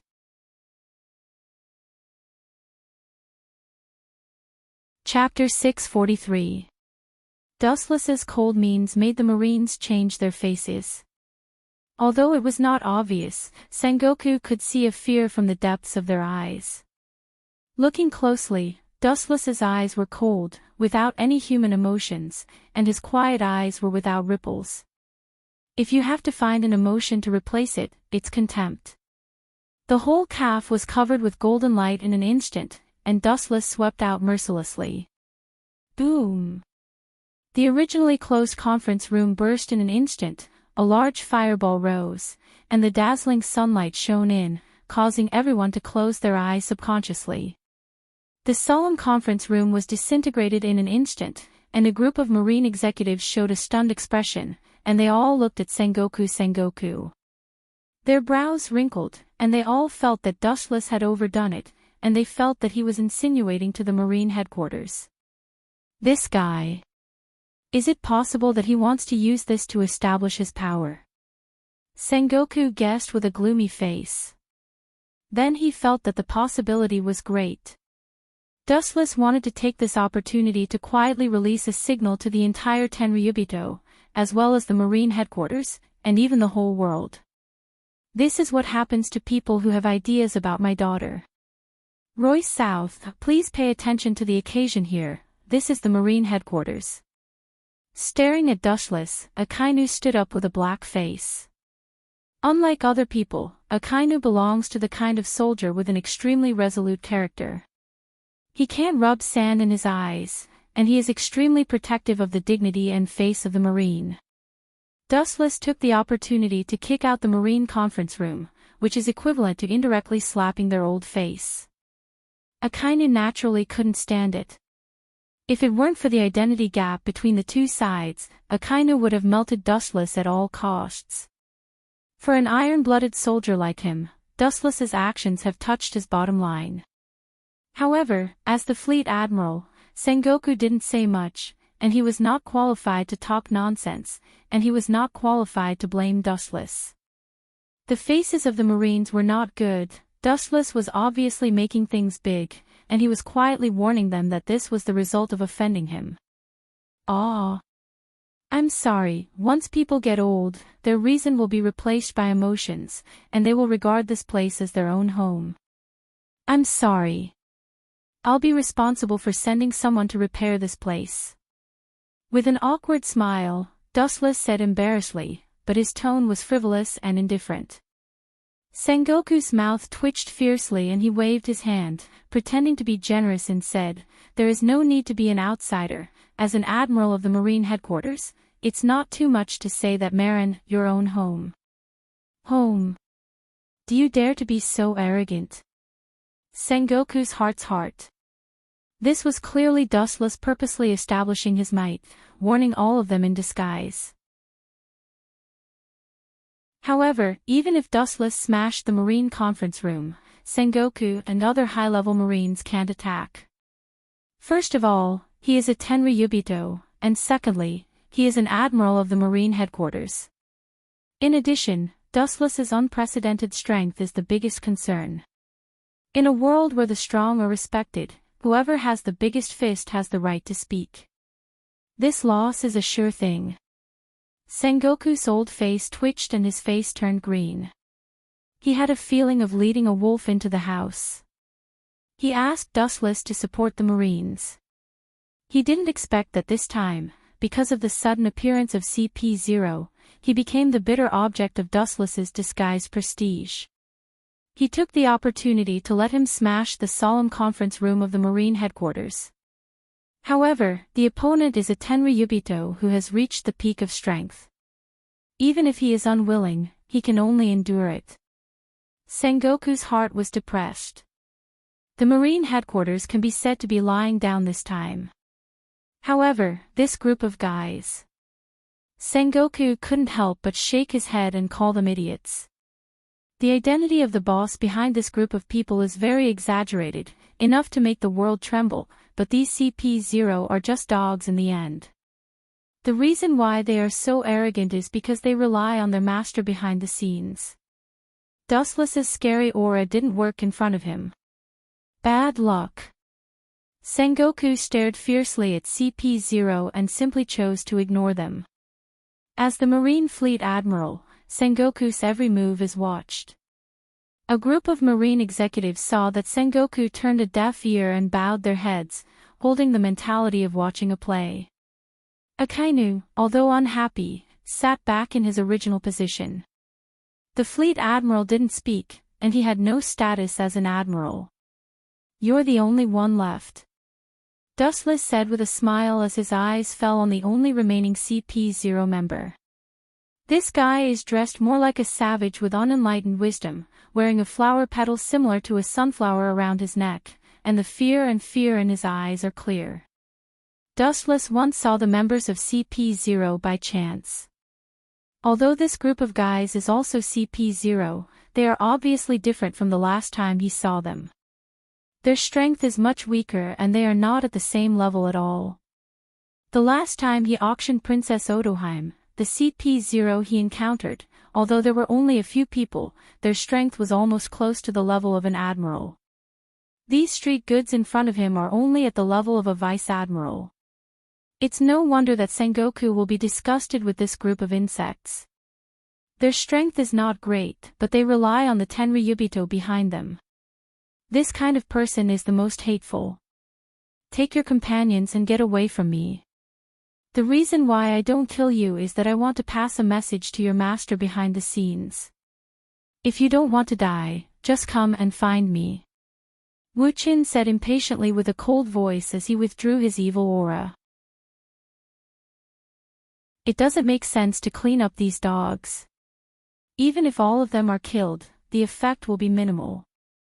The master behind the scenes will still do what he wants, and through CP0 Dustless, he also learned the news he wanted.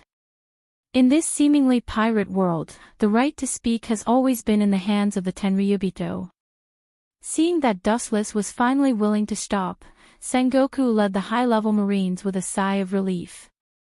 In any case, this is the Marine headquarters. When it comes to the Gorosei, 5 Elder Stars, they will definitely be affected. After all, the Marines often appear in front of the world as the scapegoat of the world government. It would be best if Wu Qin could stop.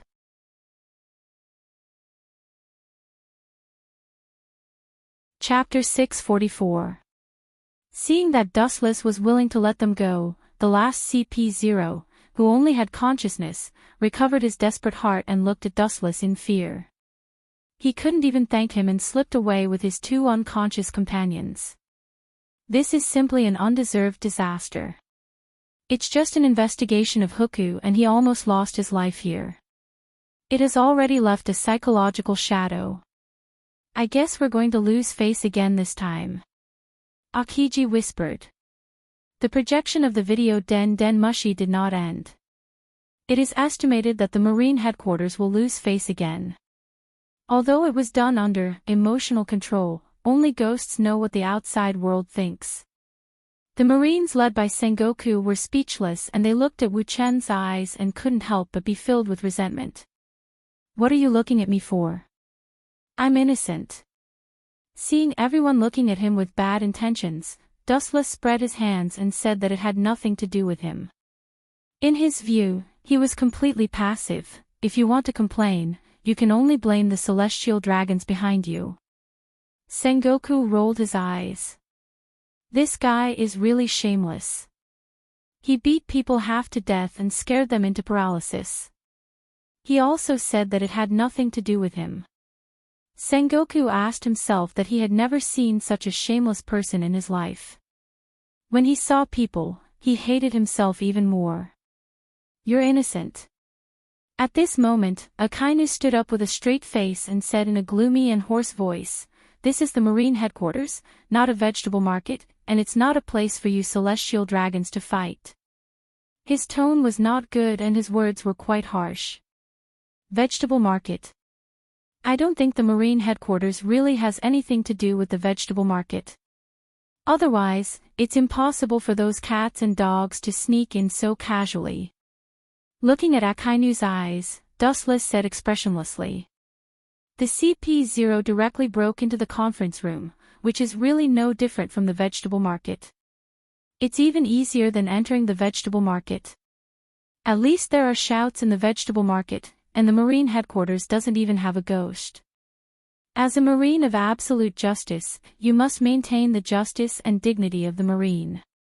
If you can't do it, you will fail to live up to the word justice on your shoulders. With cold eyes, Akainu's hands were boiling, and the crimson magma was clearly visible. The scorching temperature was chilling, and the steel would melt instantly. Dustless sneered. I once said that your justice is just a child's play. What my heart points to is justice. His words were sharp and sarcastic. He suddenly found that after becoming an admiral, Akainu became more narrow-minded, or he became more extreme. I don't care if you are a Tenryubito. Now that you are wearing a Marine Admiral's cloak, it means that you are a Marine Admiral. It is necessary to maintain the dignity of the Marine. This is your obligation. Akainu was boiling. It seems that as long as Dustless refuses, he will kill him on the spot. Didn't I say, your justice is just a child's play? What my heart points to is justice. Wuchen didn't back down and shouted in a deep voice. Seeing the scene going wild again, Sengoku just smiled strangely and didn't do anything, nor did he speak.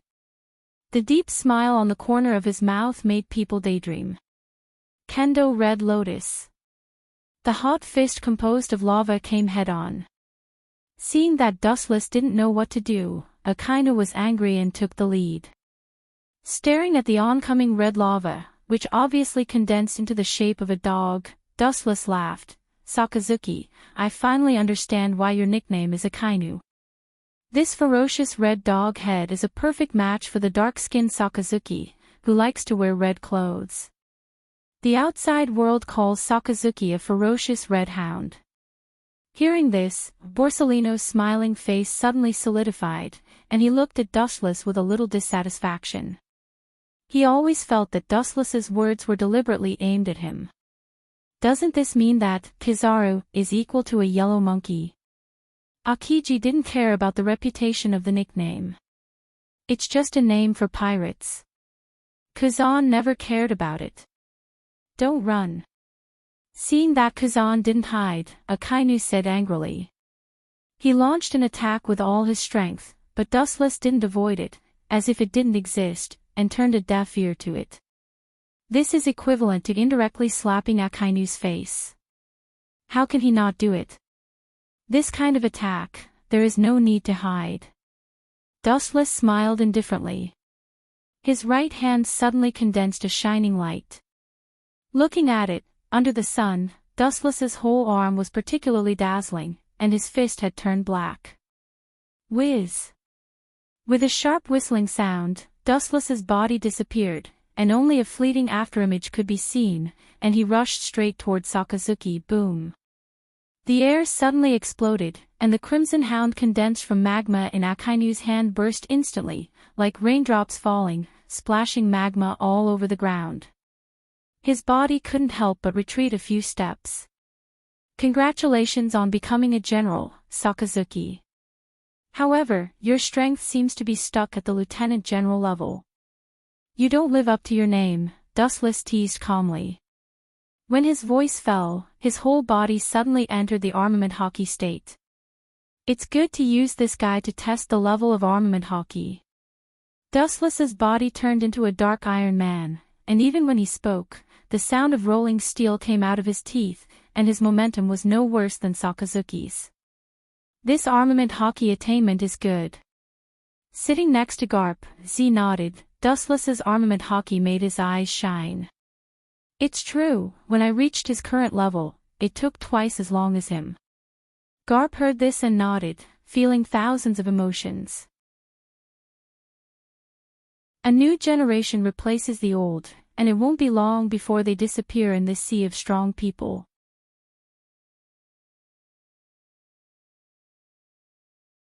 Chapter 645. Z and Garp were talking. Both of them belonged to the same era, so naturally they could talk quickly. Especially since both of their temperaments were very similar. They were both upright and straightforward people.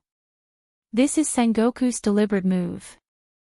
Z said in a low voice. He had already faintly guessed what Sengoku's purpose was. To be honest, he completely scoffed at Sengoku's approach, but he also knew that it was helpless. People live like this in the world, either go with the flow or change their fate. It should have been discussed in advance.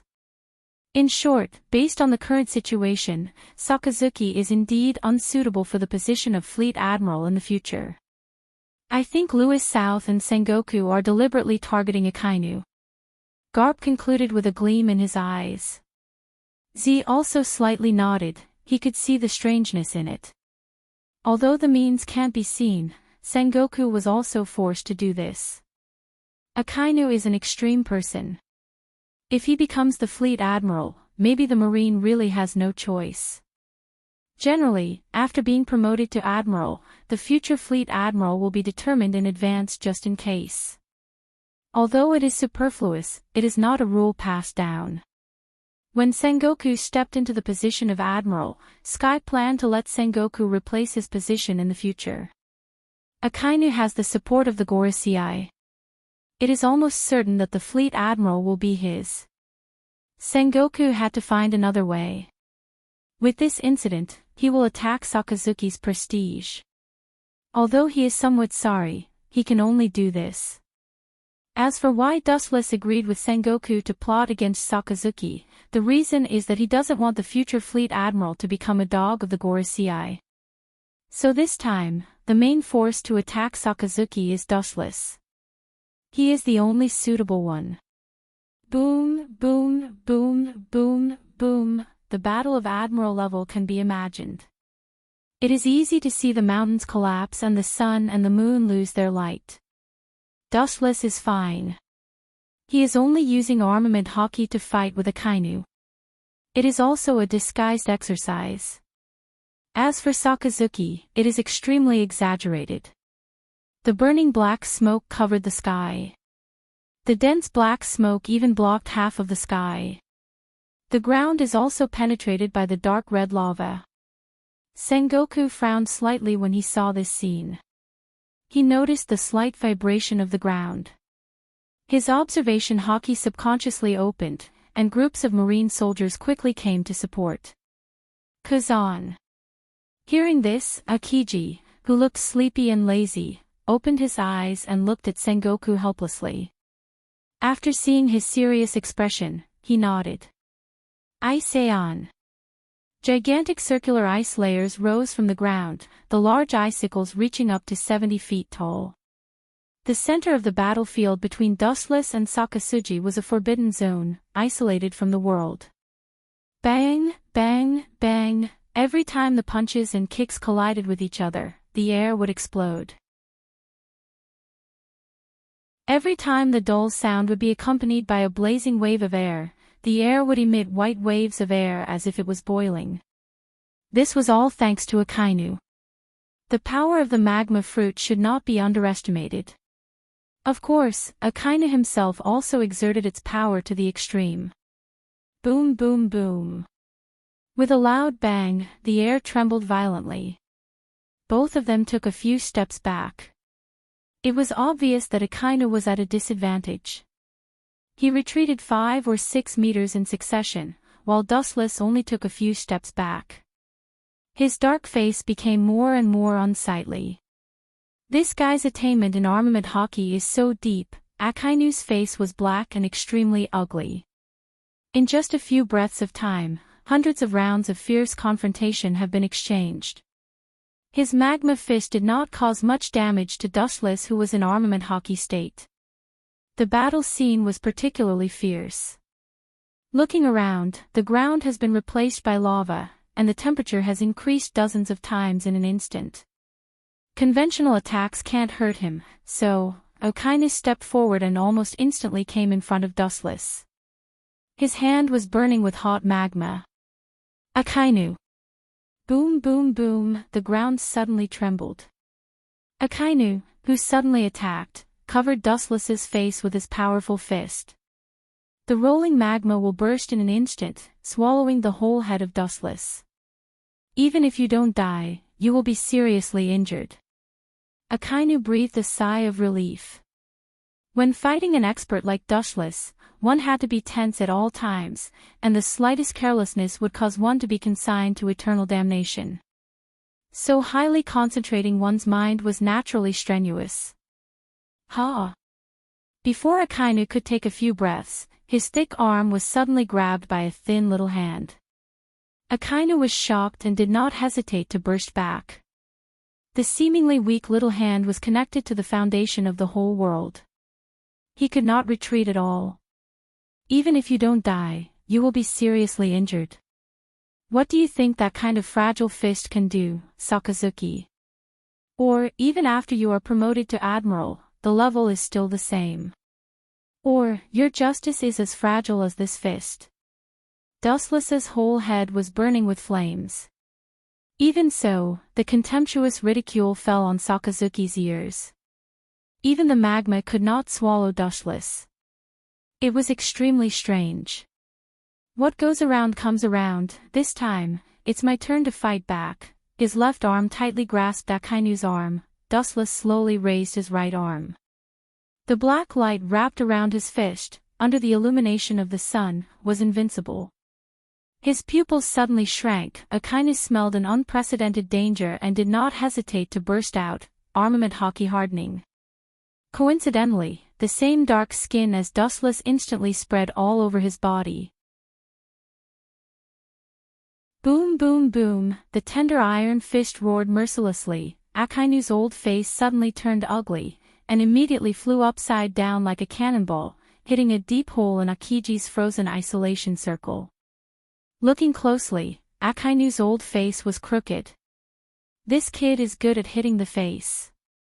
Sengoku, Garp, and others saw a chill. They looked at each other and could see the entanglement in each other's eyes. They could clearly see the traces of dislocation in Akainu's chin. But when they think about it, only Akainu's face was swept to the ground. The position of the fleet admiral will not be his turn for the time being. As for the future, they can drag it out for a day.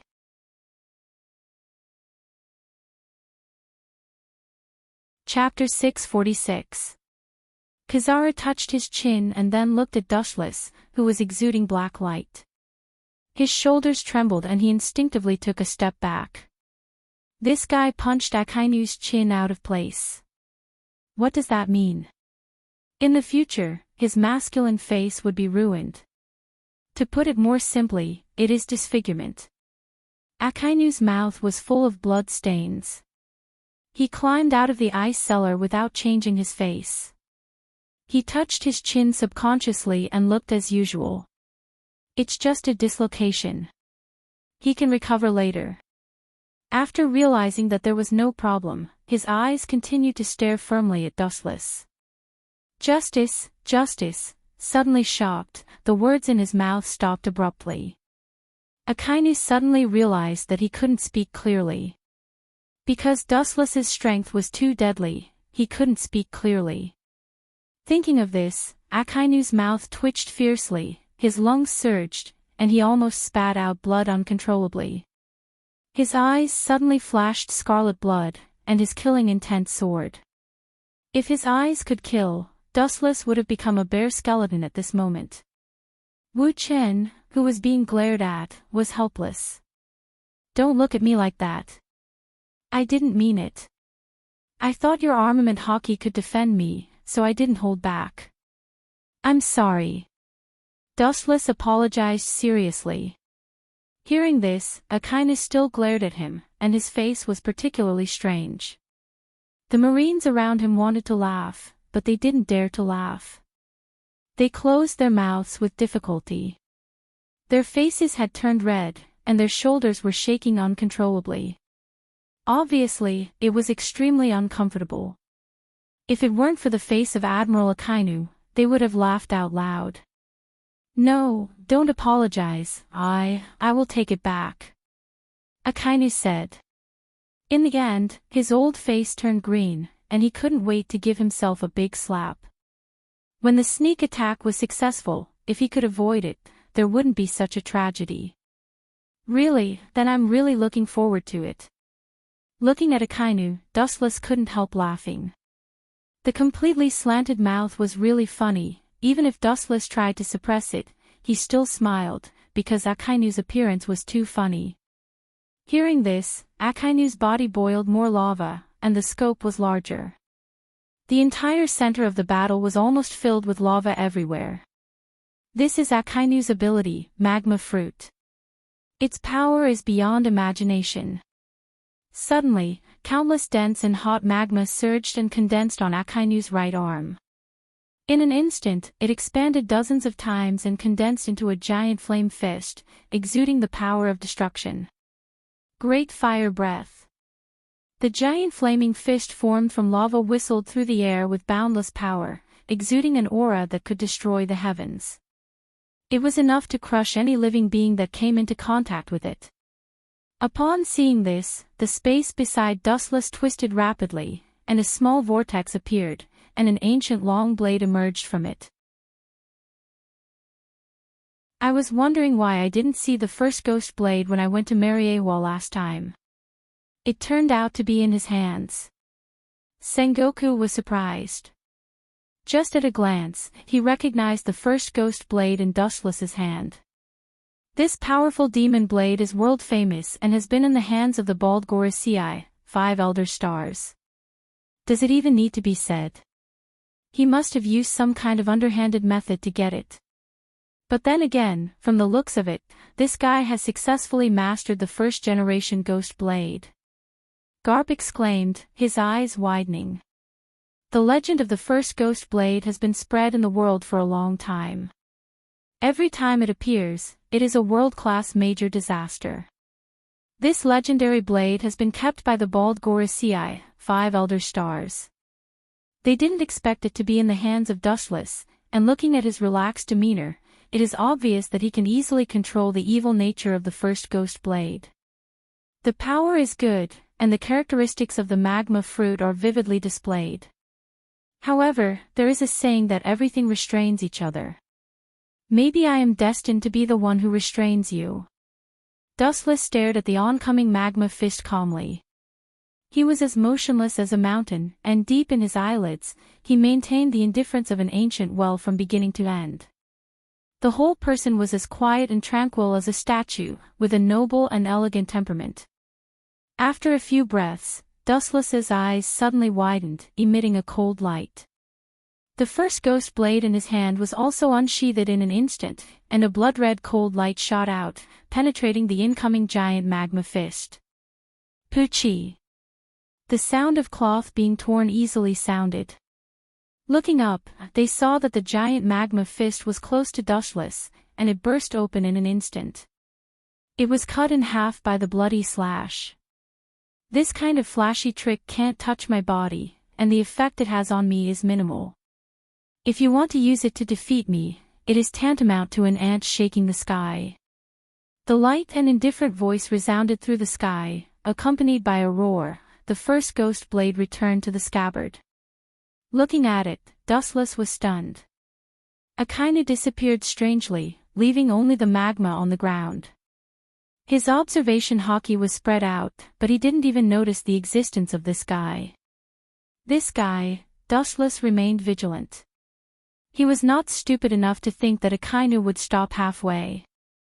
Boom boom boom, suddenly, the magma under the ground trembled, and the irregular vibration was limited to the area where Dustless and Akainu fought. Obviously, it was man-made. His pupils narrowed, and observation hockey spread out again. This guy is like a cunning rabbit. He has the appearance of a reckless man, but his heart is very careful. Dustless admired Akainu with a smile of admiration. The characteristic of magma fruit is that it can turn itself into a magma man and integrate into the magma. The reason why Akainu escaped the perception of observation hockey was that he integrated into the magma deep in the ground.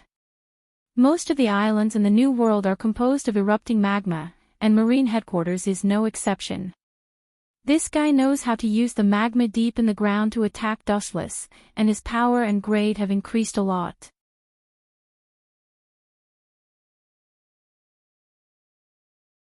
Chapter 647. The ground throbbed and twisted, as if something was about to break out of its shell, constantly protruding upward. The lava on the ground surged violently like a tide for a moment. Everyone's heart was covered with an unprecedented depression and silence. Bastard, that kid is really angry. Does he want to destroy Marlindo? Sengoku seemed to have guessed what kind of exaggerated trick Sakazuki used. He roared with a pale face. The violent vibration continued to spread, and the isolation area temporarily created by Aokiji gradually collapsed. The initial range was limited to the area where Dustless and Sakazuki fought. Until the end, with the power of the volcano, it spread to every corner of Marlindo. There's no mistake, it's that trick. It seems that Akainu Kid is angry. Yes, he was beaten so badly. If it was me, I would also fight him to death. Garp said sympathetically. If his chin was crooked, maybe he would be angrier than Akainu. Well, so what? He pulled the entire Marine headquarters into the war. Sengoku snorted with dissatisfaction. If personal grievances were mixed in this competition, everything would change. Indeed, Meteor Volcano is enough to cover a large area of Marlindo, but with us here, what are you afraid of? Garp patted Sengoku's shoulder and laughed. Easy for you to say. Looking at Garp with dissatisfaction, Sengoku also turned his head to look at this unprecedented scene. Indeed, as Garp said, there was no need to worry. The range is amazing. Dustless nodded secretly. He was quite surprised by the range of this trick. The vibration continued to spread, as if Sakazuki could cover the entire Marlindo if he wanted. It was exaggerated beyond imagination, and the scale was even wider than Yasukani no Magatama. Such a great improvement was entirely due to Sakazuki's magma from the underground volcano. After combining with the power of nature, there was a qualitative change. Caw, the solid ground suddenly burst open, and the void turned fiery red in an instant, and the hot temperature evaporated the moisture in the atmosphere. Then, a sharp whistling sound resounded through the sky, accompanied by the words, "Meteor Volcano." The ground changed dramatically. Whoosh whoosh whoosh, countless flame fists rose from the ground, covering the void, and almost in the blink of an eye, they filled the entire sky. It was impossible to estimate how many there were, but the power was extremely frightening. Clang! The first-generation Ghost Blade was unsheathed again and a sharp blood-red light shot out, easily destroying the flaming fists that came out of the ground. However, there were simply too many of them. Even if Dustless could destroy one, two, in the face of hundreds and thousands of them, he could only sigh. Even if he wanted to stop them, he could only watch them fly into the void without using any other abilities.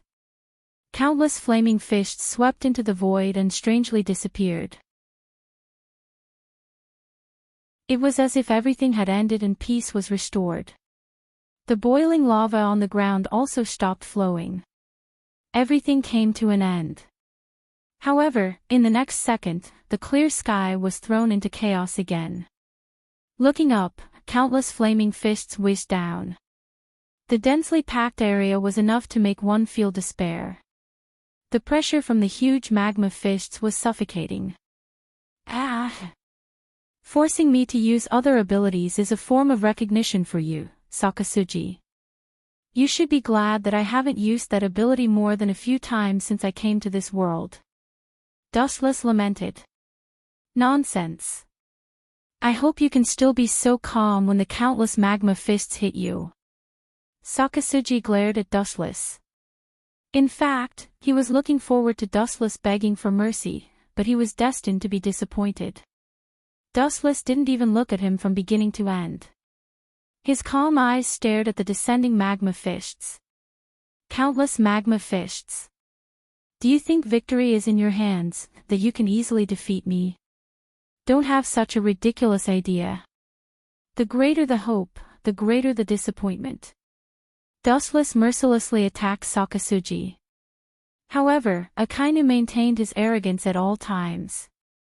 Obviously, he was very confident in his moves. Dustless's words went in one ear and out the other. A lot. It's a lot. But it's a pity because I have more. Kai Bow of the King.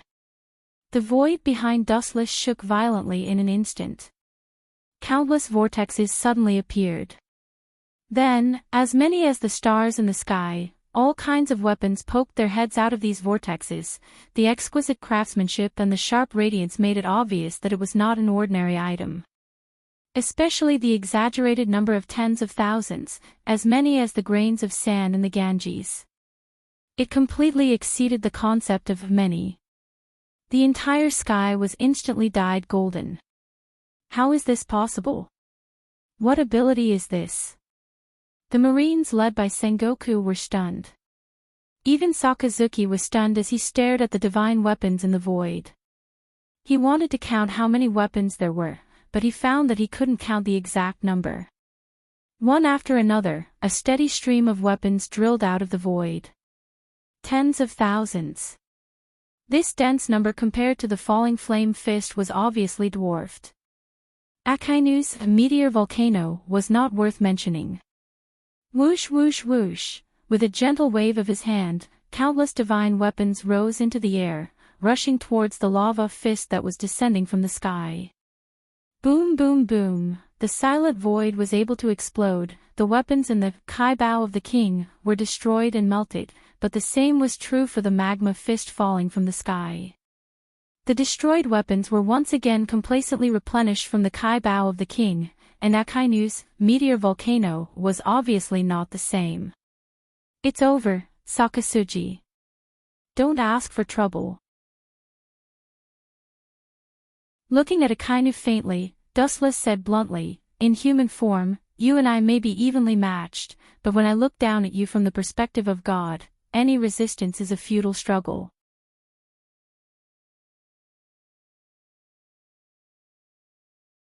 Chapter 648. Sakazuki's basically black face became even gloomier. Even if he tried to hide his inner calmness, his anxious expression was exposed to Dustless's eyes.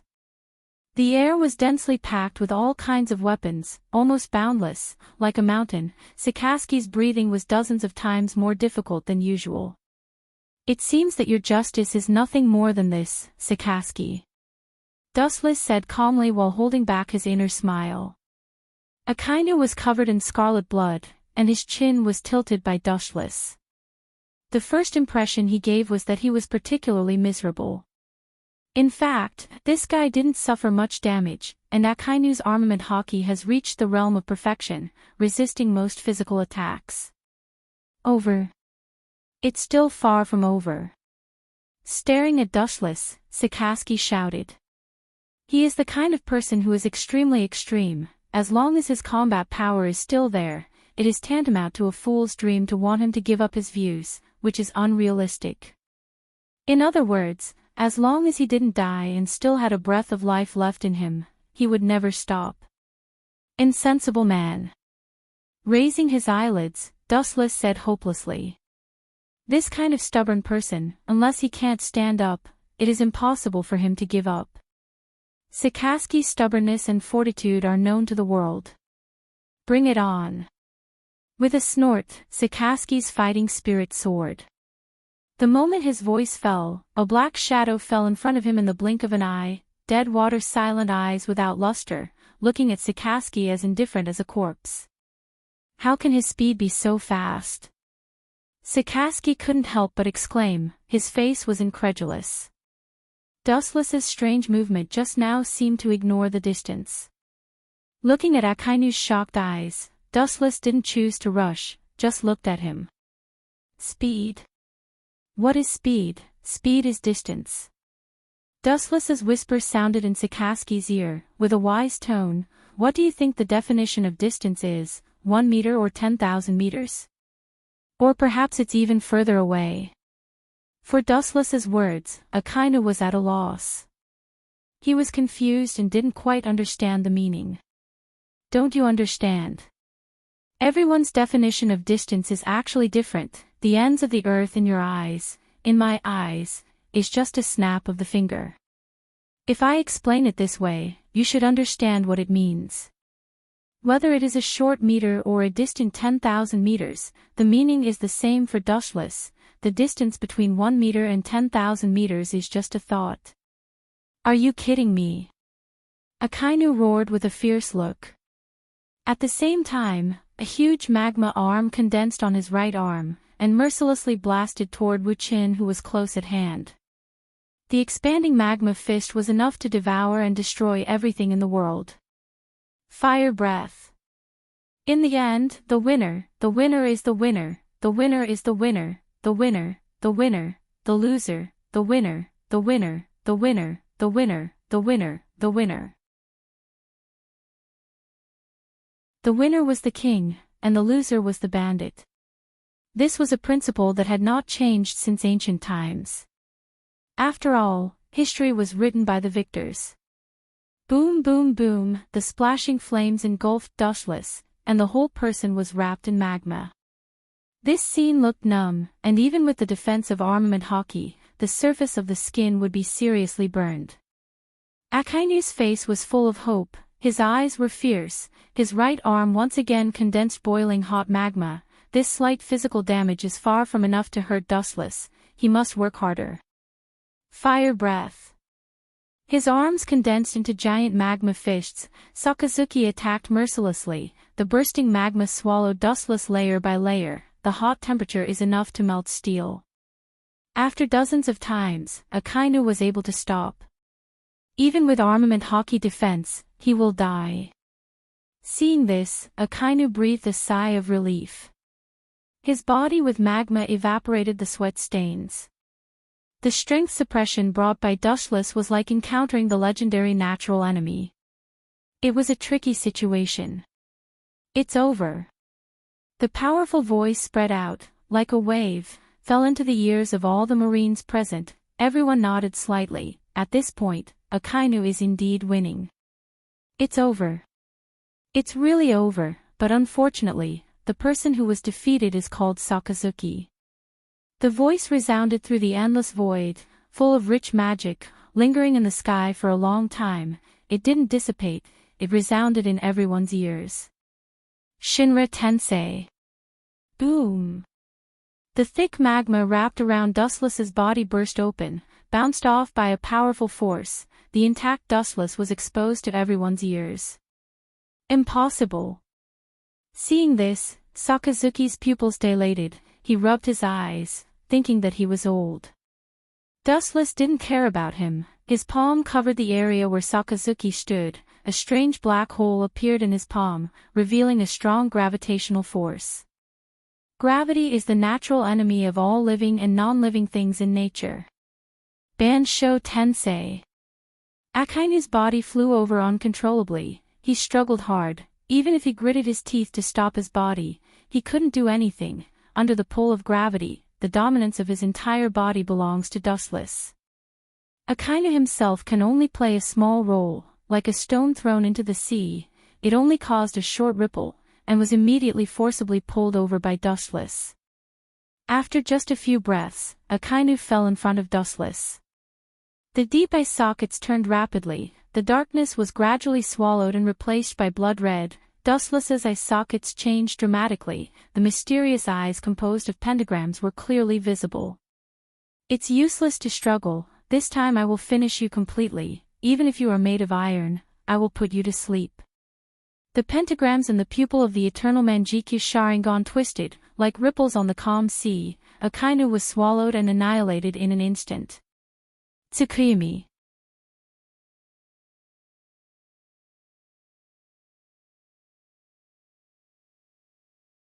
Chapter 649. Tsukuyumi. As Dustless's voice fell, Akainu's violent eyes were as still as water, and the boiling lava all over his body also calmed down and returned to normal. His eyes were drowsy. Akainu looked at Dustless's face and intended to open his eyes and fight again, but he was powerless. He closed his eyes involuntarily and fell to the ground awkwardly. Seeing Akainu fall to the ground asleep, Sengoku, the leader of the Marines, felt relieved and breathed the fresh air easily. Just now, because of the Akainu fruit, the air that entered the lungs was abnormally hot and could easily burn human organs. You've gone too far. Seeing that there was no one around, Sengoku quietly swept to Dustless's face. Because of the deliberate control of the two, Marlindo was not affected. The area where Dustless and Akainu fought has become a pile of ruins. The scene of devastation was unbearable to look at, and the strange smell of burning was filling the air, making people nauseous. Don't blame me, it's all thanks to Sakazuki. Also, hit Akainu's face, that's your order. Dustless looked innocent and pushed all the blame to Fleet Admiral Sengoku. My order. Sengoku's old face suddenly turned red. If Dustless was really willing to obey his orders, the pirates in the various seas of the world may have been caught a few years ago. It doesn't matter, just find someone to redo it. Waving his hand, Sengoku was relieved. Looking at the fainted Sakasugi on the ground, Sengoku's old face flashed with embarrassment. To be honest, the reason why he took the opportunity to suppress Akainu was that this guy was too close to Gorosei, 5 Elder Stars, and the position of the future fleet admiral may be close to him. Sengoku didn't want Akainu to take the position of Marine Fleet Admiral, so he had to join forces with Dustless to suppress his arrogance. It's best to make Sakasugi make a fool of himself in front of the world. In this way, Gorosei, 5 Elder Stars, will hesitate. A Marine Fleet Admiral full of dirt, sitting on the top of the Marine will only make the military unstable. He only has himself to blame, Dustless said expressionlessly. The purpose of teaming up with Sengoku is very simple. This guy is a loyal dog of the Gorosei, and he has countless grievances with the Gorosei. Naturally, he doesn't want Sakazuki to become the fleet admiral. Thus, Lang Lang tricked him under the heavens. In truth, it didn't matter who the admiral was, except for Sakazuki. Is he okay? Seeing Akainu sleeping like a dead pig, Sengoku doubted. Hearing this, Dustless rolled his eyes, and a wicked smile flashed at the corner of his mouth. He gave Sengoku a look and said with a chuckle, "You can rest assured that Sakazuki will be very happy."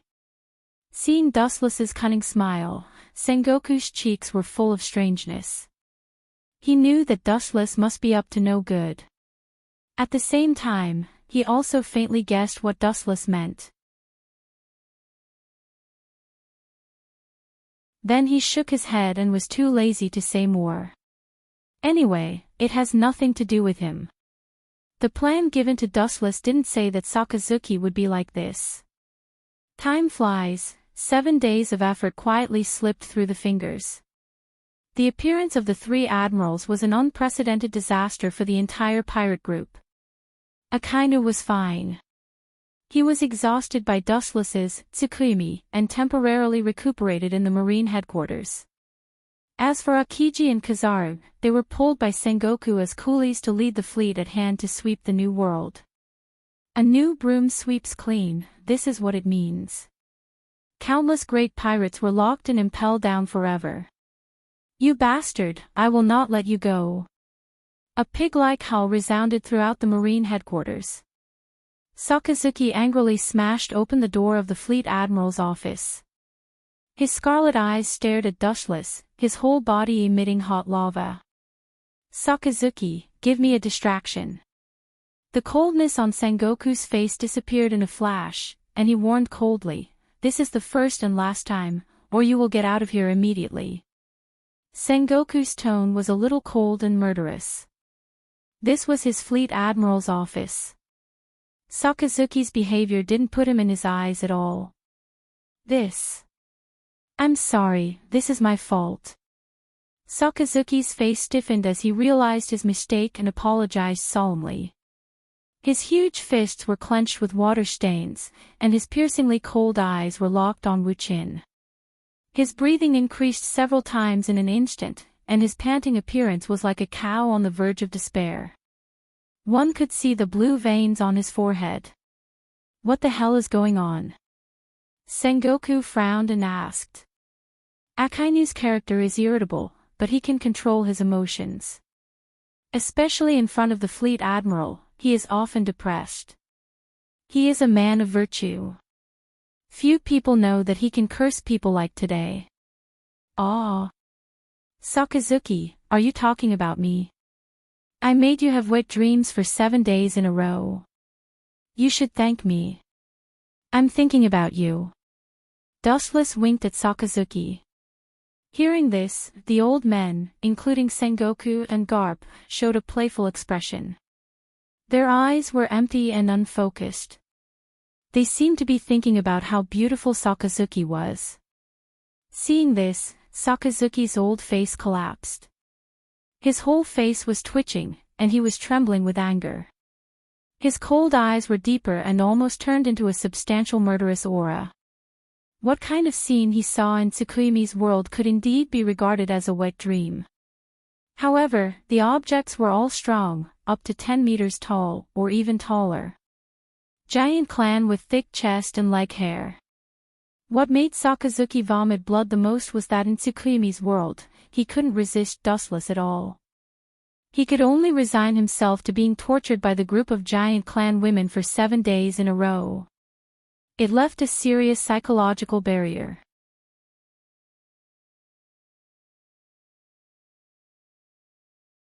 Chapter 650. Dustless's smiling expression, like a sharp thorn, pierced into Akainu's heart, which was particularly painful. However, he couldn't accuse Dustless of his crimes to Sengoku and Garp. After being tortured by the giant with long chest hair and leg hair for 7 days, even if his face is as thick as a city wall, Akainu would find it difficult to speak. Not to mention telling Sengoku and others about the painful content of the unbearable memory, that's just asking for humiliation. Akainu can't say anything and can only endure it. He swore that he would definitely teach Wuchin a lesson in the future. After all, it's about his face. It's not an open thing. If it gets out, the name Sakazuki will definitely become a laughing stock all over the world. He glared at Dustless and then sat on the sofa in silence. Seeing Akainu sitting down, Sengoku nodded slightly and smiled pleasantly. It seemed that he was quite satisfied with Akainu's attitude. They must work together in the same organization. After a while, Sengoku began to talk again. The main content was the situation of the world, pirates everywhere, and of course, the organization Shichibukai. That, heavenly Yiksha, Doflamingo has the makings of a king, Garp suddenly said in a tone of praise. After becoming the king of Dressrosa, Doflamingo did not implement the imagined tyranny, but showed the spirit of a great monarch. The pirates who landed on Dressrosa were also defeated by Doflamingo, which was a big help to the marine in disguise. He has some ability. Even if he doesn't want to admit it, Sengoku has to deny that Doflamingo has some skills. Dustless smiled mysteriously. This group of people is terrible. If they know what Doflamingo did, they will vomit blood and die. The reason why Dressrosa is so peaceful now is entirely because of Doflamingo's men, Sugar, who turned all the people who resisted into dolls. That's why Dressrosa is harmonious. However, one thing is undeniable. After Doflamingo became the king of Dressrosa, he did help the Marines a lot because the second island they entered was Dressrosa. The pirates who wanted to land on the island for supplies were all killed by Doflamingo in various cruel means, and the number of pirates in the New World decreased a lot in a short time. This may be the fundamental reason why Sengoku thanked him. A pirate is always a pirate, and Doflamingo is no exception. My men recently reported that the children in the periphery of Dressrosa have mysteriously disappeared. Maybe he did it. Akainu said with deep pain. He has no good feelings for pirates, even the 7 warlords of the sea, is no exception. Hearing this, Dustless raised his eyebrows without a trace. To be honest, he didn't quite understand what Akainu said, but it seems to be related to Doflamingo. Dustless estimated that it was most likely an experiment on human body enlargement. This kind of inhumane experiment had to be carried out on children. They would be locked in a specific environment and silently observe their growth cycle. I also heard about it. It seems to be the cause of the shipwreck. Sengoku frowned. As for the person who reported the news of the shipwreck, he was called Virgo. Recently, there has been intelligence that Crocodile, one of the Shichibukai, seems to be plotting against Alabasta. Seeing that the wind was blowing wrong, Dustless immediately changed the topic and brought the problem to Crocodile. He didn't expect Akainu's dog nose to be so sensitive. Mentioning crocodile immediately attracted Sengoku's attention. This snake lurking in the dark is far smarter than Doflamingo in broad daylight. At the same time, Doflamingo's ambition can only be bigger. Isn't that sand crocodile tamed by you? Where would he dare to come out and make trouble? Glancing at Dushless, Akainu said righteously. At the beginning of the Shichibukai meeting, Dustless took the opportunity to teach Crocodile an unforgettable lesson. Since then, he has begun to tuck his tail between his legs. In recent years, he has not done anything out of line, giving people a feeling of repentance. In short, Crocodile is now much more low-key than before. He gradually faded out of people's sight. The more he does this, the more he has a problem. Sengoku's eyes glowed with wisdom. When things are abnormal, there must be a demon. This is a truth that will never change. When Crocodile was young, he dared to challenge Whitebeard, who was still at his peak. Now that he is getting stronger and stronger, there is no reason for him to shrink back. That's right. Seeing that the topic returned to Crocodile, Dustless's mouth showed an untraceable arc. Now Caesar is hiding Dressrosa and secretly building Pluto. If it is discovered by Sengoku, it will be bad. After another round of greetings, about evening, Dustless left Marlindo and went to Mariewa. In fact, Dustless quietly came to Dressrosa. In the luxurious palace, the cadres of the Don Quixote pirates were drunk, lying on the table without any image, or simply sleeping on the ground and snoring. Only Doflamingo was nowhere to be seen. Akainu's nose has smelled something wrong with Dressrosa. You should be careful in the future. As for the human body gigantification experiment, it is useless. Stop it. On the balcony, Dustless's figure was clearly visible, and his tone was resolute and irresistible. Everything is about value. If the human body gigantification experiment is profitable, Dustless will naturally choose to do it to the end, but in fact, it is useless. Doflamingo behind him was clearly visible. Although he was unwilling, he nodded wisely. Everything he had today was given to him by Dustless. After leaving Dustless, he will completely become a stray dog. No, saying that he is a stray dog is flattering. After all, a stray dog can still live, and without Dustless's protection, whether he can see the sun of the next day is a question. That's why Doflamingo can be so sensible. You're tuning into the LoveLore Library YouTube channel. We're so grateful for your support, and don't forget to subscribe to join us on this incredible journey through captivating stories. Your generosity through donations truly makes a world of difference, as it's the primary source of revenue that allows me to expand and enhance this channel for you. Thank you from the bottom of my heart for being a part of this adventure.